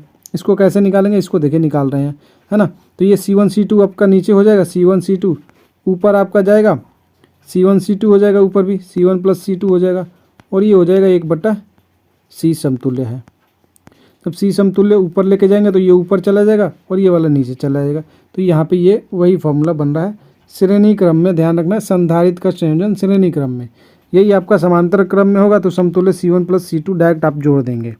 अगर श्रेणी क्रम में पूछेगा तो C1 × C2 बट्टा C1 × C2 बटा C1 + C2 कर देंगे। ओके, आते हैं प्रतिरोध, ये था संधारित्र के लिए। अब प्रतिरोध का संयोजन पूछ ले तो प्रतिरोध का संयोजन में उल्टा हो जाता है। क्या होता है भैया? उल्टा हो जाता है। उल्टा कैसे? आइए दिखाते हैं उल्टा। श्रेणी क्रम में क्या था? 1/C1 + 1/C2 था और समानांतर क्रम में C1 + C2 था। अब प्रतिरोध में R1 + R2 हो जाएगा, प्रतिरोध का संयोजन। श्रेणी क्रम में R1 + R2 हो जाएगा और समांतर क्रम में 1/R1 + 1/R2। तो R समतुल्य आपका हो जाएगा R1 × R2 बटा R1 + R2। ओके, तो सेम आपको ध्यान रखना होगा, ये समांतर क्रम में और श्रेणी क्रम का उल्टा होता है। संधारित्र का पूछेगा तो पहले 1/C1 + 1/C2 करेंगे, C1 C2 आपका एलसीएम लेंगे, C1 + C2 हो जाएगा और C समतुल्य होगा तो C1 × C2 बटा C1 + C2 हो जाएगा। और समांतर क्रम में C1 + C2 हो जाता है संधारित्र का, है ना। और प्रतिरोध में क्या होगा? प्रतिरोध में R1 + R2 हो जाएगा श्रेणी क्रम में और समांतर क्रम में 1/R1 + 1/R2। तो R1 R2 एलसीएम लेंगे, R1 + R2 हो जाएगा। तो R1 और R समतुल्य करेंगे तो R1 R2 बटा R1 + R2 हो जाएगा। ओके, इसको ध्यान में रखना होगा। ओके भैया, बात कर लेते हैं ओम्स लॉ। R यहाँ पे प्रतिरोध है, I धारा है, V विभव है। तो V बराबर क्या होता है भैया? डायरेक्ट V बराबर IR आपको याद रखना होगा। V बराबर IR, ये आपका ओम्स लॉ है। ओम का नियम डायरेक्ट आपसे क्वेश्चन पूछा जाता है। यहाँ पे अगर आपसे प्रतिरोध पूछ ले तो R बराबर V/I कर देंगे, है ना। तो ये याद रहेगा V बराबर IR, तो कोई भी आप आराम से निकाल देंगे। ओके, कोई दिक्कत नहीं होगा। ओके, चलते हैं नीचे। चालकता, कंडक्टेंस की बात कर ले तो चालकता होता है K बराबर 1/R। K बराबर 1/R, 1/R। K बराबर क्या होता है? 1/R होता है और R बराबर आपको पता है भैया कि 1/V/I होता है। तो I/V हो जाएगा, ये इस तरीके से 1/R होता है। ओके, अच्छा बात कर ले विशिष्ट प्रतिरोध या प्रतिरोधकता, इसे रो से डिनोट करेंगे। L तार की लंबाई है और A अनुप्रस्थ काट का क्षेत्रफल है। तो यहाँ पे अगर प्रतिरोध निकालेंगे तो प्रतिरोधकता गुणज लंबाई बटा क्षेत्रफल हो जाता है। प्रतिरोधकता गुणे लंबाई बटा क्षेत्रफल आपका हो जाता है प्रतिरोध का। और यहाँ पे प्रतिरोधकता निकालेंगे तो प्रतिरोध गुणे क्षेत्रफल और बट्टा लंबाई, ये रो हो जाएगा, है ना। अगर यहीं पे हमसे पूछ ले प्रतिरोधकता, ये तो प्रतिरोध था। अब विशिष्ट प्रतिरोध या प्रतिरोधकता का सूत्र क्या हो जाएगा? इस तरीके से रो कर देंगे और ये हो जाएगा R गुणे A और बट्टा L। तो इसको आपको ध्यान रखना है, इसी से ये डिराइव हो जाएगा, है ना। आते हैं व्हीटस्टोन ब्रिज, ये सूत्र है व्हीटस्टोन ब्रिज का। आते हैं नीचे की ओर। व्हीटस्टोन ब्रिज जो दे रखा है यहाँ पे हम समझते हैं इसको, व्हीटस्टोन ब्रिज को, है ना। ये देखिए व्हीटस्टोन ब्रिज दे रखा है इस तरीके से आपको। इसको P/Q बटा R/S, P/Q ये बट्टा में और ये बट्टा में, है ना। ये आपका व्हीटस्टोन ब्रिज है। ओके, उसके बाद बात करते हैं शक्ति P बराबर VI, है ना। V बराबर IR अभी आपने पढ़ा था, क्या पढ़ा था? V = IR आपने पढ़ा था, है ना। V बराबर IR पढ़ा था। और P शक्ति, V वोल्टेज, I धारा, R प्रतिरोध। अब P बराबर VI होता है, शक्ति बराबर VI, वोल्ट गुने धारा, वोल्ट गुने धारा, वोल्टेज गुने धारा। अब V के जगह पे IR हम यहाँ पे पुट कर सकते हैं। IR पुट करेंगे तो I का स्क्वायर हो जाएगा, I² R हो जाएगा। क्या हो जाएगा भैया? V के जगह पे V बराबर IR हमने अभी पढ़ा था, वो पुट कर देंगे तो ये आपका डिराइव हो जाएगा। ओके, बात कर लेते हैं, इससे हम और भी डिराइव कर सकते हैं। IR को हम क्या करेंगे? अभी हमने बताया था P बराबर VI, है ना।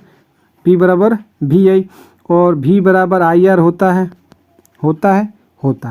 तो P बराबर एक और फॉर्मूला यहाँ पे डिनोट कर लेंगे, I² R आपका यहाँ पे जो आया था, है ना। तो ये एक I यहाँ से निकालेंगे, एक R यहाँ से निकालेंगे, तो वो बन जाएगा क्या चीज़?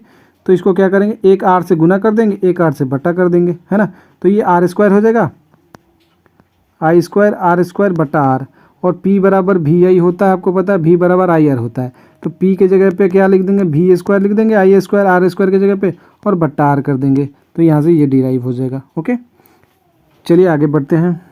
बात कर लेते हैं उष्मा पे। H उष्मा है, I धारा है, V विभव, T समय, P शक्ति दे रखा है आपका, है ना। ये इतना दे रखा है। तो ये फॉर्मूला होता है H का I² RT, I² RT क्या होता है? H बराबर I² RT आपको ध्यान रखना होगा, H बराबर I² RT ध्यान रखना होगा। अभी हमने बताया था भैया, क्या बताया था कि P बराबर VI होता है, V बराबर IR होता है, ये अभी हमने बताया था, है ना। तो अब देखिए h बराबर आई स्क्वायर इंटू आर दे रखा है, आई आर मतलब ये वाला दे रखा है ना, आई आर दे रखा है। एक आई हम यहाँ से ले लेंगे, यहाँ से एक आई निकाल लेंगे तो आई निकल गया, और एक आर निकाल लेंगे तो उसके जगह पे हम आई आर के जगह पे भी लिख देंगे। एक आई बचा था तो यहाँ पे लिख दिया और इंटू टी लिख दिया, तो एच बराबर वी आई टी भी होता है। तो ये तीनों ही फॉर्मूला आपको ध्यान रखना हो, I L square R T, V H बराबर वी आई टी और एच बराबर पी टी।